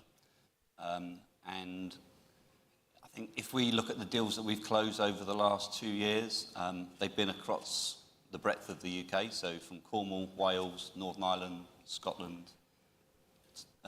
We did a deal in the Port of Tyne, we've worked in Teesside. So a lot of the transactions actually have been, in fact, I don't think we've closed a deal in London. So most of our transactions have been in the north of England. And when we were talking earlier, and why is that? But if we think about why the bank was set up, the transition to net zero and regional and local economic growth, that's our sort of, every deal that we do has to tick one or both of those boxes. A lot of the transition to net zero is actually happening in the north. The type of transactions that we're considering at the moment, carbon capture and storage, hydrogen, offshore wind, floating offshore wind, the manufacturing and the supply chain for infrastructure, a lot of it is basically in the sort of the industrial heartlands of the north. So a lot of activity in my role and my team's role is meeting and discussing potential loan opportunities with projects in the north of England. I was in Blyth last week on a project. I'm in Newcastle the week after next, talking to potential borrowers again. So I think, look, we're UK-wide and we will go where the need requires us. But we're certainly seeing at the moment a lot of the projects are in the north of England. Could I just ask a follow-up then? Why do you think that is the case, that they just happen to? I think it's because, just in terms of the history of, where carbon capture and hydrogen, the skill set is here, and those sort of heavy engineering, industrial types of activities, where we're now moving towards transitioning to net zero, that's where it's happening. Yeah. And certainly for the offshore wind and the manufacturing for blades, for cable, etc., a lot of it is happening, gigafactories as well, in the north of England. Yeah. And there's a surprising amount of skill and experience from the oil and gas industry that can very nicely play into this if we transition it well. Thank you. Christine, similarly, from an Aon, a brokerage, insurance, you've obviously got a whole range of, offices up here. What are you finding as the advantages here, or what does it allow you to do? Well, Aon, obviously, it's a global company, and our HQ in the UK is London, and London will always be the capital of insurance. It always will be. But what we're finding is the regions are so important for our clients. So we've got many offices dotted all around the UK, and the regions are hugely important in terms of our client proposition. I think we start with the client, so what do they want? And they really value that local service. They value the local service in terms of we're part of their business community. So not only are we their advisor and their insurance broker, and we're advising on risk and mitigating risk and how they can move forward and grow, we're working hand in hand with them and the business community as well. And I think that's really important, to be seen in the business community as financial services as well as just in London as well. So I've worked in London, and I've worked in different regions as well. But I have to say, I really enjoy working in a region. It's my job probably requires me to be in London probably once a fortnight, and that's fine, and it works. It really works. And I think there's a lot of lessons learned as well since we had the pandemic, where we were all working from home. There's a realization that actually you don't actually need to be in London, and our leaders don't need to be in London either. So as a result of that, we've got many senior people not based in London. They're based all parts of the UK, including Scotland, and that works fine. So I think, with the right connectivity, with the right infrastructure as well, to be able to deliver the service our clients needs, to be in the regions with them and working with them, and getting involved with the schools of the region and getting involved with the universities of the region to try and attract those people that might not want to be in London. Not everybody wants to be in London, and not everybody can be in London. So I think we really try to promote the opportunity that's available in this sector outside. And our recent graduate intake and our apprentice intake as well, it's just growing and growing and growing. And as a leader of the business, that really excites me. I've just been in this business 11 years now. And I think somebody said it before, but I wish I'd got into it earlier, because we're privileged to work with, not just in our own sector, but we're servicing a lot of other sectors. So you mentioned oil and gas, and we've got a lot of that in our region, and some really exciting projects coming through. For example, the regeneration in Teesside. That's fantastic. There's a region that was, doomed as it had failed, and it had so much unemployment, and it had a lot of problems. And now we've got this regeneration project working with local government to bring in excess of 20,000 jobs and some major innovation and expertise to the northeast. So there's loads we can get involved in financial services and professional services, and in our game we do risk and mitigate risks, so we try and help these businesses grow and prosper. So it works beautifully in Aon to have, I think we're probably the same as you, with a bigger proportion outside of London, and I think that will continue as we go forward. Yeah. No, I think you're right. And one of the things we've found actually is, certainly in the regions where we're finding relationship building is even more important. Whereas London can sometimes feel a bit transactional at times, but actually in the regions it's even more, the emphasis on relationships. And maybe because they're smaller markets as well, so who you get to know, you meet the people regularly, and there's an opportunity to build deeper and longer term relationships. I'm going to move to, actually we've got some absolutely brilliant questions coming in. Actually, some of them would have been great being asked of the previous speaker. I mean, there's some, but I'll come on to those in a minute. But before that, actually, I want to just pivot away the other side to that question, which is we've kind of regaled ourselves with the advantages of working in the regions and in the north. What do you find are the challenges, if I could start with you, Natalie, of actually working and living and developing careers here? Yeah, so I think if we start by taking a bit of a step back, there's a huge amount of will in the private sector to engage in driving economic growth in the UK. The Minister mentioned the Mansion House Compact, which is a great example around private finance wanting to be involved around pension investment. The challenge is around creating investable propositions and an economic environment that actually allows finance to flow. We've not had that level of certainty for quite a long time, and going into an election year, we probably will continue not to have that certainty. On top of that, there are regional challenges, so planning is an issue everywhere. Transport is obviously a priority in the north. That feels like a bit of an echo chamber at times. But if I think about the work we're doing across the regions, having really strong and empowered regional authorities makes such a difference. And devolution is still really new, and we're all learning together, but it gives Lloyds and other investors the confidence to engage with and invest in projects that really matter to local economies. And we as an institution really welcome the work that the UK Infrastructure Bank is doing in providing the opportunity to crowd in private finance. And a really good example of one that we were involved in and that we'd like to see more of was an investment which saw both Lloyds and UKIB in was an investment in GigaClear, which provided 250,000 rural homes with ultra-fast broadband. And if we can, a few of those makes a huge difference. And then the supply chain and the investment that follows is really significant.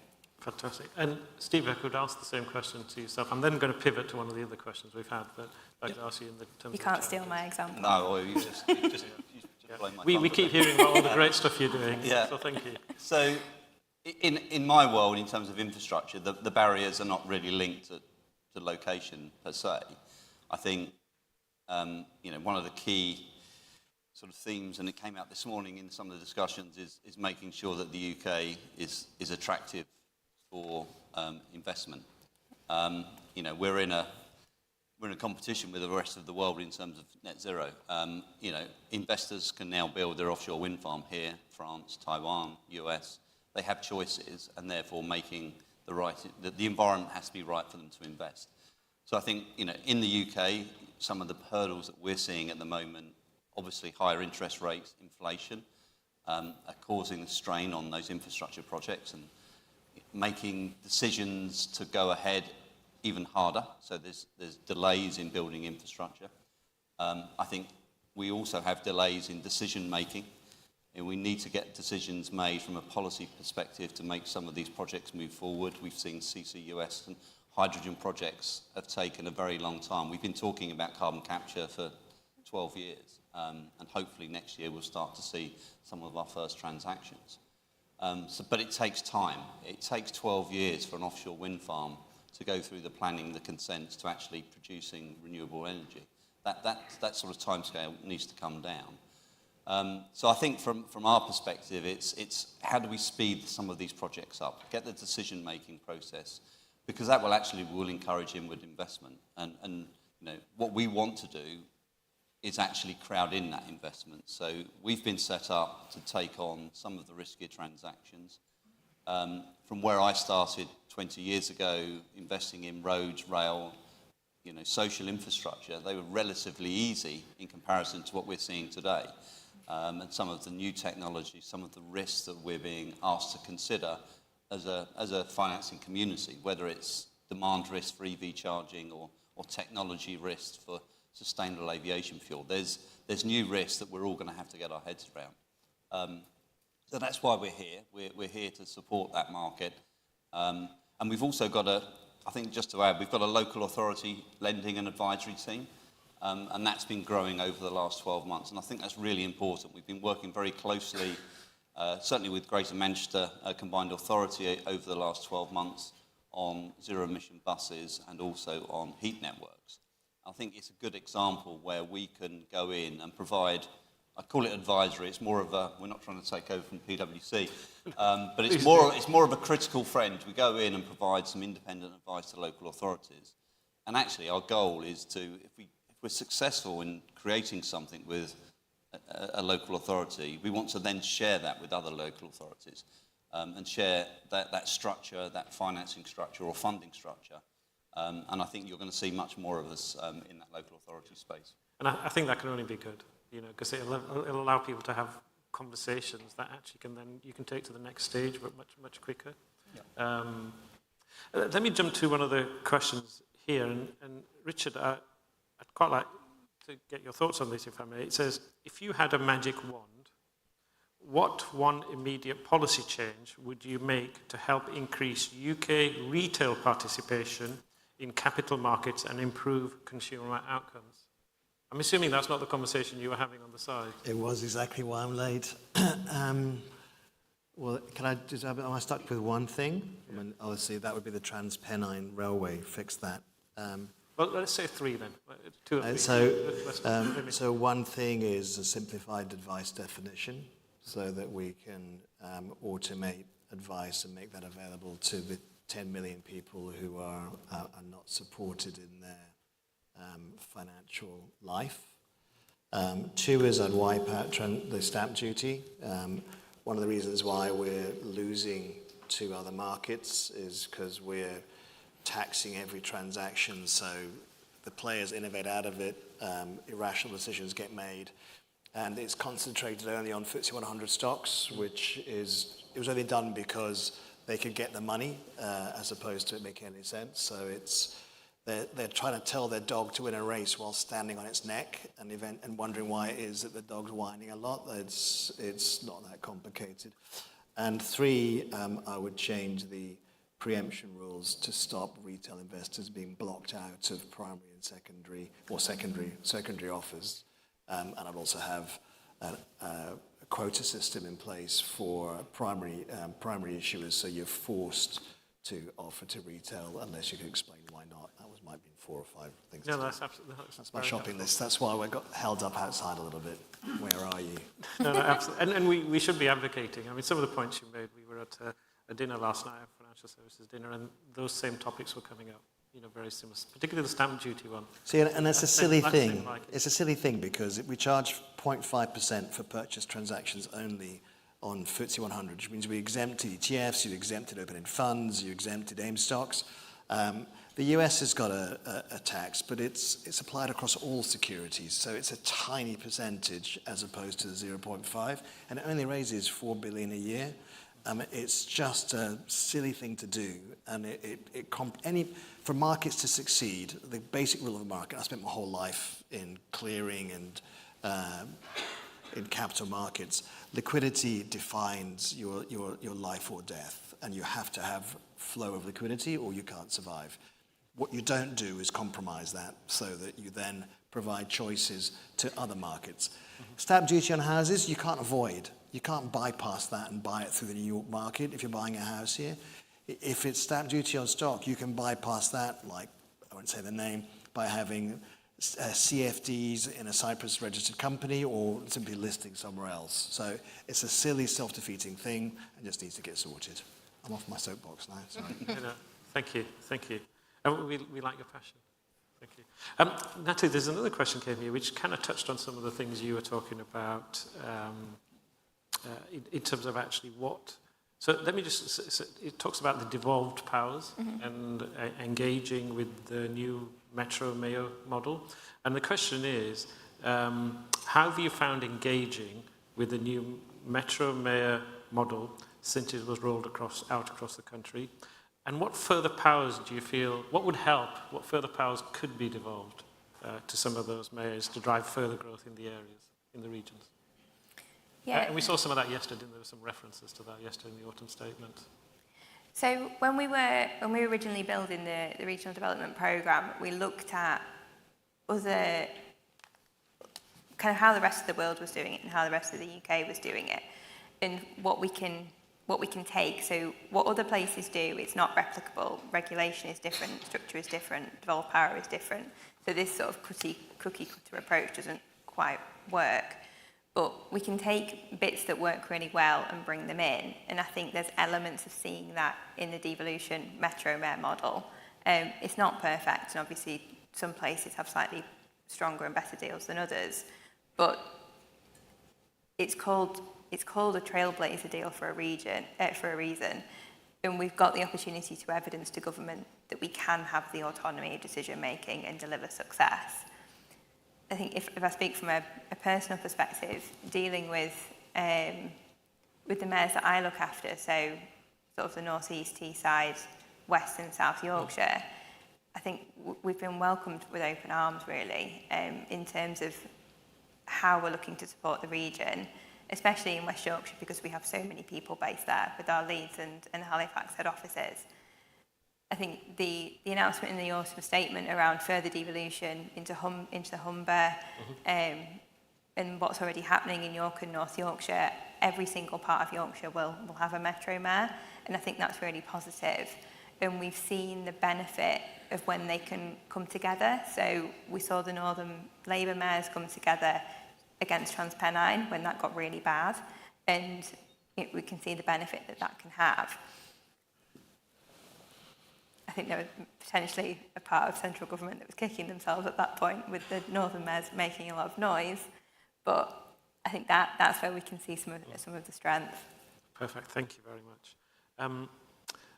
One of the things I guess I wanted to ask you, Steve, was around financial literacy. You know, you mentioned the local authorities, and you have indeed appointed someone to lead that for you. Where do you think we are, and what sort of steps do you think we can take in addition to just improve that? Because part of people getting into the profession, actually is an understanding of what it does and the impact it has. And as I said, some of it's actually, whilst it's an enabler, some of it's actually hidden.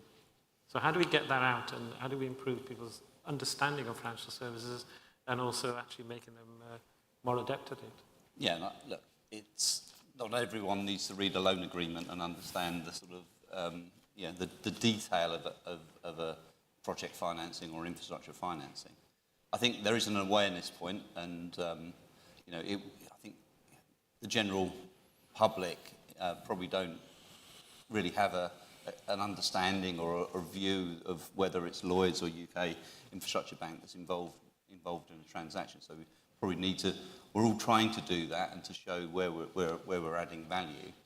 I think when it comes to local authorities, of course, resourcing has been an issue. They've had, staff have been cut. So one of their biggest issues is they want to be involved in these projects, or they want to consider them, but they just don't have the time or the resource to do it. And I think that's where we can come in and play this sort of critical friend role. And I was involved with one with the West Yorkshire Combined Authority, and we just ran a couple of workshops where we just brainstormed some funding models for a transport deal. And actually just stepping back, and taking a 50,000-foot look at some of this to say, here's the basics. Can you deliver a X billion pound project? What would you need in terms of revenues to deliver that? And it became quite clear quite quickly that actually the desire was quite overwhelming in terms of what they wanted. Was it achievable?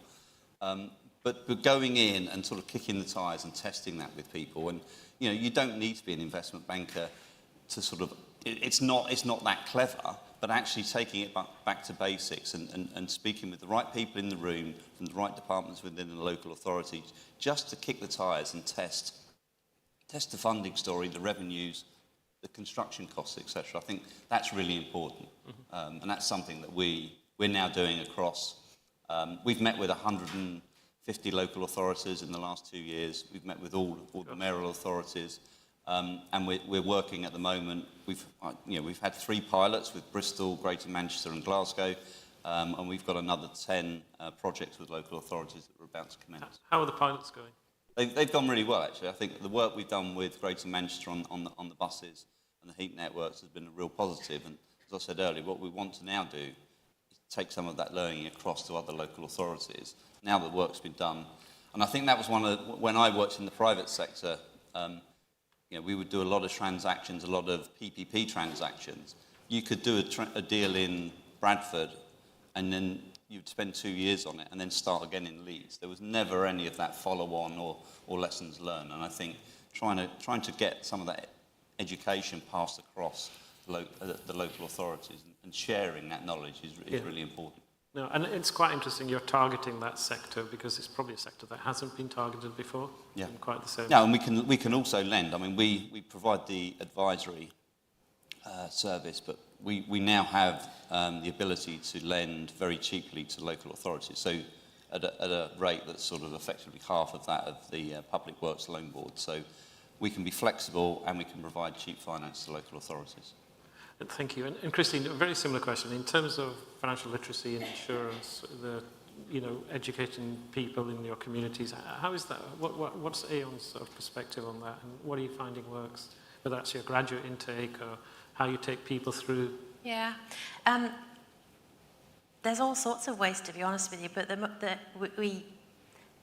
within Aon, there's a very keen desire for everybody to be developed in every which way they want to be developed, but it always starts with the client. So that's that's our starting point. So what that client needs, and I think in terms of the language, it's really important we get that right with clients too, so they understand.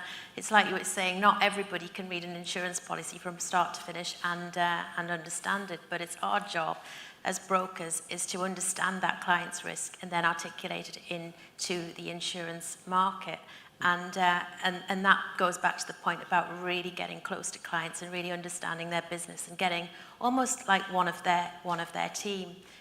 So that's the way that we do it in terms of trying to get the best out of the insurance market, which has been quite challenging, I have to say. Yes, yeah. But and it's interesting, we were talking earlier about how we can make that easier for businesses, and businesses will always have to take risks. Some will say, without risk, there is no reward. However, there are some things that get in the way of businesses with a little bit appetite to increase their risk appetite a little further, to invest more, or to maybe to engage in different economic activities. And we talked about regulation, and I think regulation is always a bit of a barrier in anything that we do. Sometimes it can get in the way, and I understood what Bim was saying about, the regulators have a big part to play, and so do we. But I think appropriate regulation is absolutely key. A regulation that actually encourages us to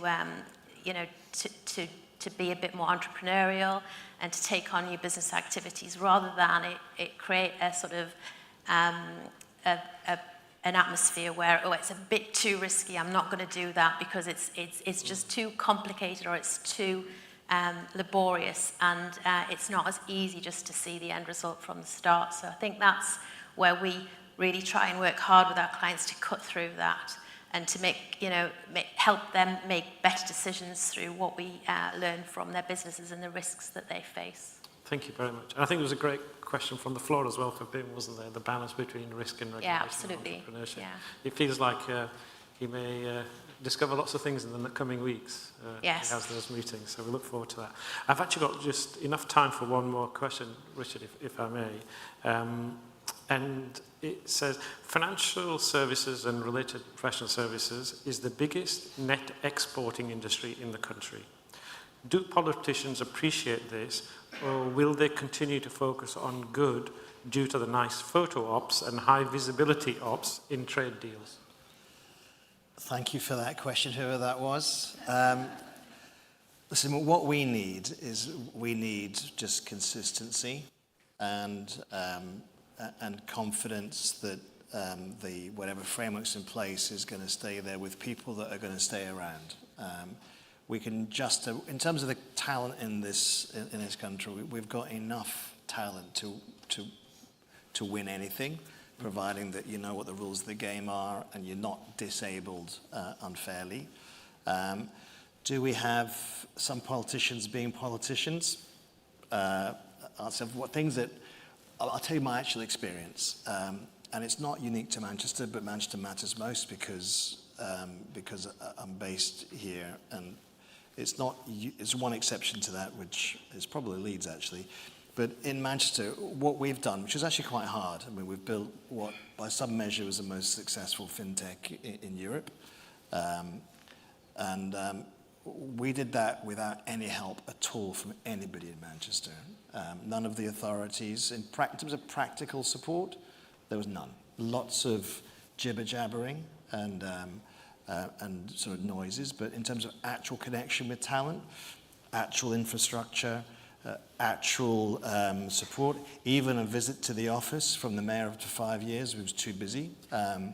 So there's a little bit of politicking, which would be nice to have people on the ground actually in the trenches doing stuff. Scotland, to be fair, the First Minister, her support at the time was to say, you're lucky to be here, so that wasn't so good.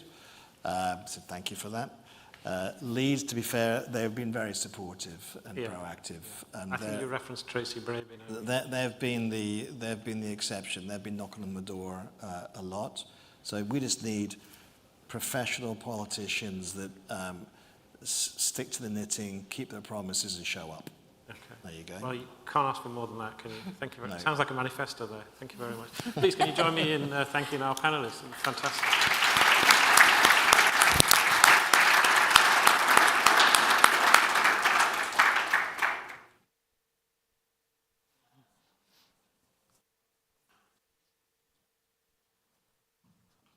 Thank you very much to our panel, and thank you for highlighting the role of our industry in driving economic growth across the country. I'm now delighted to welcome our final keynote speaker, Dame Angela Eagle MP. Angela was first elected as Member of Parliament for Wallasey in 1992. And when Labour was in government, she served as a minister in a range of departments, including the Department for the Environment, Transport and the Regions. Back then, that was the department, the Home Office, DWP, and indeed the Treasury. And most notably for our industry, Angela was Exchequer Secretary to the Treasury and Pensions Minister during that time. In opposition, Angela has served as in the Shadow Cabinet as Shadow Chief Secretary to the Treasury, as Shadow Leader of the House of Commons, and indeed as Shadow First Secretary of State and Shadow Business Secretary, so a huge wealth of experience on the front bench. Angela is currently a senior and influential member of the Treasury Select Committee. I know that the Select Committee heard from the Governor of the Bank of England earlier this week, and I'm delighted to welcome Angela to the stage to give our final keynote speech for the conference. Thank you, Angela.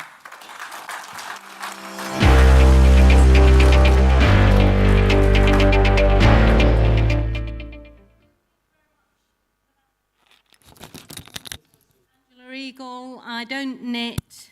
I am, I suppose, a professional politician, and I have come, so I am here. So hopefully I'll pass some of the tests that were being set earlier. And I'd like to thank everyone at TheCityUK for the invitation, and it's a pleasure, as always, to be with you here today, and especially in Manchester, because there's nowhere better than the Northwest to have this discussion about the future of financial and professional services and the industries that you've built, its growth, its critical role in facilitating a forward-moving and growing Britain, which we all need. And we're not far from my own Northwest constituency of Wallasey, which is over on the Wirral, and it's good to be here. The contribution of financial and professional services industry in the Northwest is significant, and it continues to grow year on year.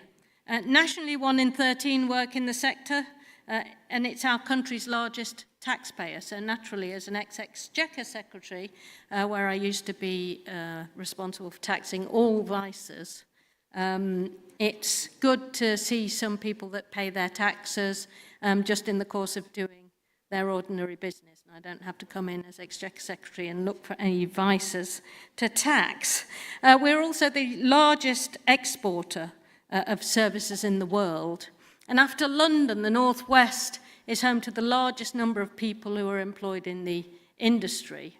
In 2021, 8% of those employed in the Northwest worked in the sector, with more than 45,000 people in the Liverpool City region, where my constituency is, also working in the sector. And this is growing significantly. In the decade to 2021, the Northwest saw 4% annual growth. So obviously, in those circumstances, it would be foolish not to be in listening mode, not to be welcoming interchange and exchange of ideas, to see how we can work together in partnership to help the sector grow, deepen, improve, and export even more of the expertise that we have in this country globally. However, alongside this story of growth and the contribution seen in the financial and professional services industry, there's the stark reality of other aspects of the UK economy. I was in the House of Commons chamber yesterday to listen to the Chancellor give his autumn statement, which was actually yet another budget, and it frankly ignores a lot of the realities of the British economy that everyone in this room knows so well. Growth was significantly downgraded by the Office for Budget Responsibility in the next 3 years, and they also confirmed that as a country we face the largest fall in real living standards since the 1950s.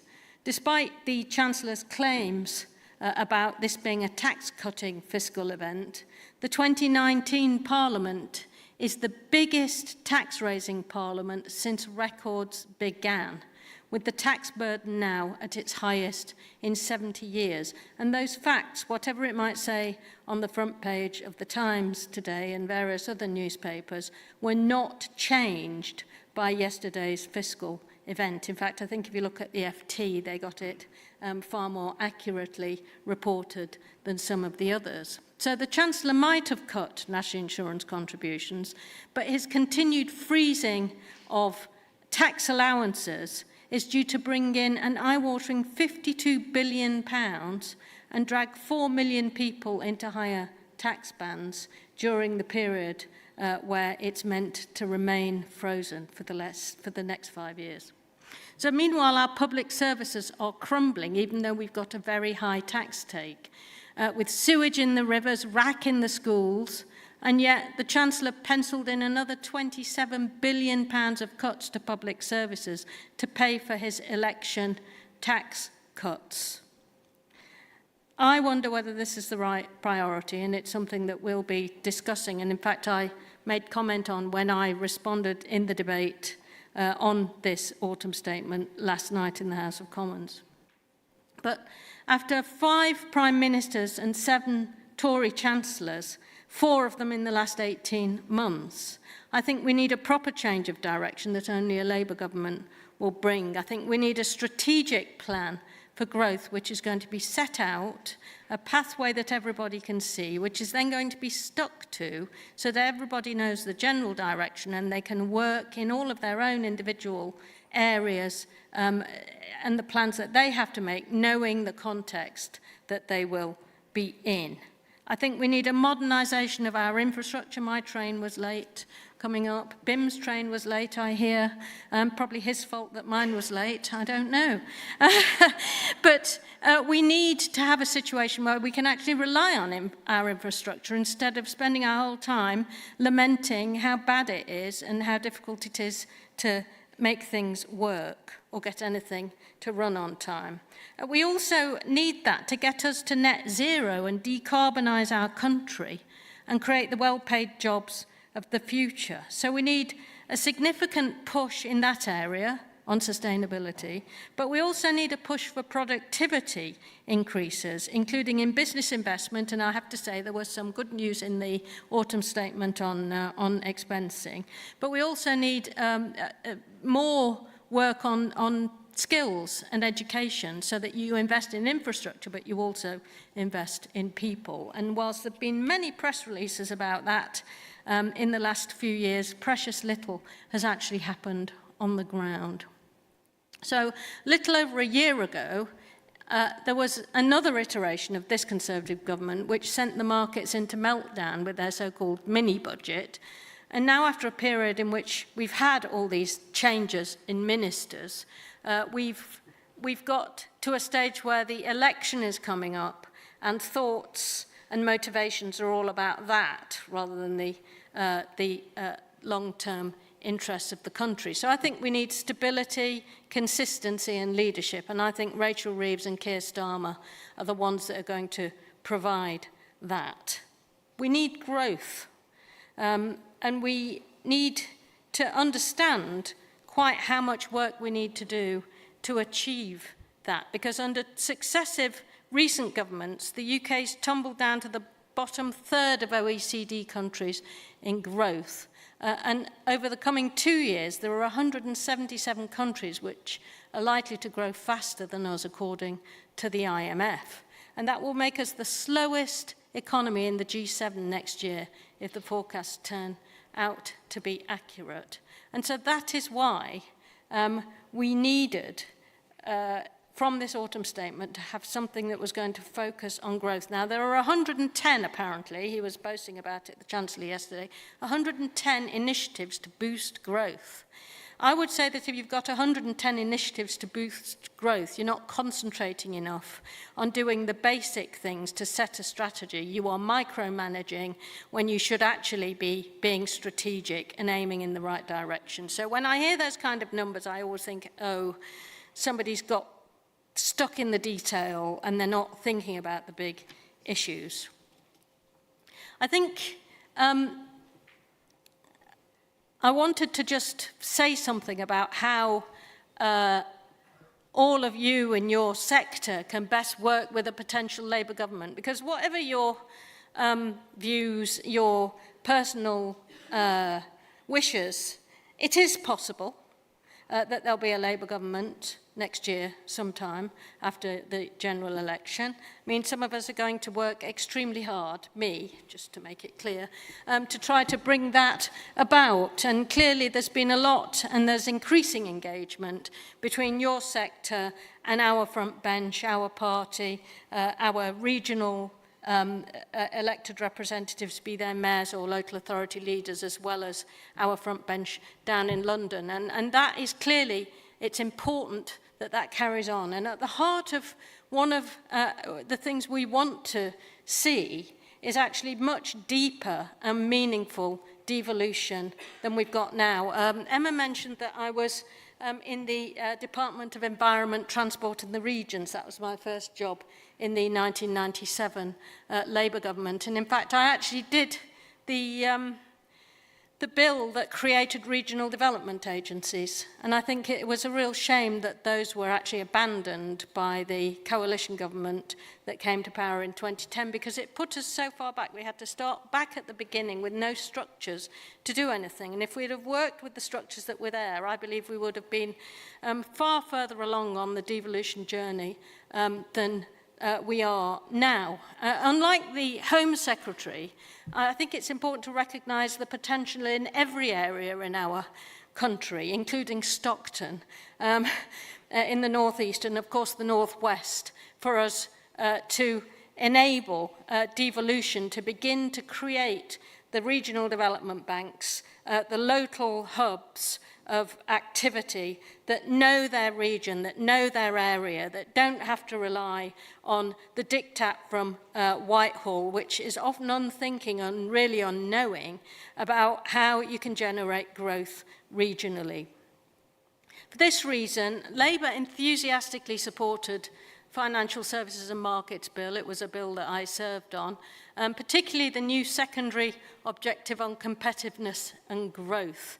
The formation of the future regulatory framework has been facilitated by the vital contributions that you have made from your positions in the sector.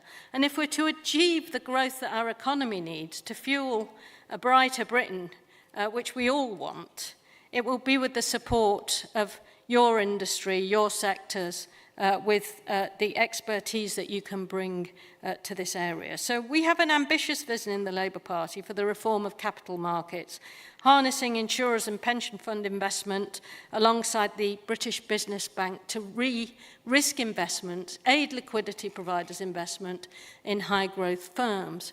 Around 2 trillion worth of assets are held in defined benefit pension schemes. I remember that figure from when I was the pensions minister. And there are a further 500 billion in DC schemes. Those will only grow over the period. And as Nest becomes more mature as well, that will also be an important source of potential investment. So if we can support the mobilisation of even a small portion of these funds, it would represent a massive source of growth capital, significant extra investment at a time where it's desperately needed. Now, the Pensions Fund Minister in me would say that this obviously needs to be done carefully and with prudence. Increased risk in investment has to be taken account of, especially when it's from a pension fund. But doing nothing about it isn't an option. We can certainly use some of that money more effectively than it's being used now without increasing the risk profile that much. So Labour under Rachel Reeves' economic leadership will tackle the bottlenecks that prevent inward investment in Britain's economy, like tackling our broken planning system. And I mean delivering a planning reform, not just talking about it endlessly and backing off when the backbenchers get a bit worried. We're serious about the twin challenges and opportunities the urgent need to address climate change presents. The awful news the other day that all the signatures of the Paris Climate Accord are off track to reach their net zero goals was quite shocking. And the realization that we need a 29% fall in emissions by 2030 to stay on track for achieving 1.5% of global warming is a warning that none of us should ignore, especially as we've just seen a month across the globe that where the increased temperatures were 3% everywhere. And at that kind of temperature rise, it becomes impossible for human beings to live and exist on the earth. So we are at the very edge of what we can deal with, and the time to tackle it is rapidly disappearing. So we are going to be in a time, if we're going to achieve what we need to achieve, of very rapid transformation. And for that, we need all of your skills to be brought to the party. And it's clear that Labour has a green prosperity plan that will harness, I think, this moment for the good of the country, its environment, but also for our economy. Last month, the Treasury Select Committee on which I sit went to Washington and New York, and at each visit we discussed the impact of the Inflation Reduction Act on this kind of transformation. It came up across the board with the Council of Economic Advisors at the US Treasury, at the New York Stock Exchange, amongst others. This act and the European response to it signals that the clean energy race is well and truly underway, and if we don't join it, we will be left behind. There was very little, I'm afraid, about that in the autumn statement yesterday. And as I mentioned, you can all, no doubt, recite Labour's 5 missions with your eyes closed. We have to do it every morning before we go to work. But for that first mission, which is growth, puts front and centre the work of the financial and professional services sector as we tackle the climate change crisis. If we're to achieve these missions, it's your industry and your sector that will enable us. As Tulip Siddiq announced in the TheCityUK earlier this summer, I think she spoke to you, Labour will unlock billions of financial services investments to cut bills, create jobs in clean energy, and deliver energy security. Through delivering reform of Solvency II, we'll support clean energy through capital from the insurance sector, and we'll empower financial services to invest alongside a Labour government and its green prosperity plan in the jobs and industries which will power our future. All the while, we'll ensure that we crowd in and unlock private investment, as the Inflation Reduction Act has achieved through public investment. We'll ensure that there's a clear path ahead for the UK green taxonomy and sustainable disclosure requirements, providing the city with the certainty going forward that will enable it to invest and securing our reputation as a green finance world leader. So we'll explore the use of green-covered bonds with experts to assess the role that they could play in releasing billions in investment from the city in green infrastructure. If this could be done, it would allow your industry to lend and borrow at far less cost for net zero infrastructure, offering a significant boost to green project investment, which is what we need to kickstart the transformation which is becoming more and more urgent. Significantly to us here in Manchester today, Labour will prioritise tackling regional inequality to ensure that investment in your sector is seen nationwide and not concentrated in London. Now, I'm not accusing you of being concentrated in London, you clearly are not, but we don't want to see a concentration of developments and growth in London only. Outside of London and the South East, $700 million in fintech investment is seen each year, a figure not to be scoffed at, but this pales in comparison to the $9 billion invested in London annually. So Labour has a plan to create tech hubs in every region of the country, facilitated by Skills England, to found fintech hubs in every part of Britain. Working alongside education, we would skill up the people of Britain to harness the technological developments we're living through and benefit people in all of our regions. It's clear as we look at the challenges the Labour government will have to tackle, not least the financial challenges, if one takes a close look at the books and the OBR report and the Green Book from yesterday. We will have a significant challenge to tackle, and we'll have huge opportunities that will have to be seized. Now, that can only be done in partnership with strategies, with clear signalling of direction, not chopping and changing, not constant inward battles, but a proper way forwards. So we're looking for a new covenant forged between the financial and professional services industry and the government, working together to create a brighter future for our country, facilitated by a flourishing financial sector that works for everyone, because through partnership, we all win. Thank you very much.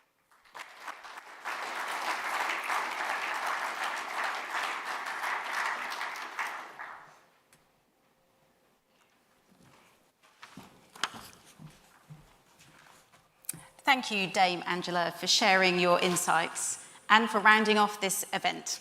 Well, this marks the end of our national conference for 2023. Thank you all for joining us today. I'm sure you'll agree that we've covered quite a lot of ground and there is much to take away. I'd like to take this opportunity to say a special thank you to our sponsors, to PwC and Interactive Investor for their support in delivering this event today. Thank you also to Guernsey Finance for supporting our breakfast, and to Vanguard, who are our conference partner. I'd like to offer a big thank you to all of our speakers, many of whom who have travelled some distance to be here today and taken some time, and all of whom who have shared some great insights and perspectives. And last but certainly not least, thank you to the fantastic team at TheCityUK who have worked so hard to deliver this event today. All the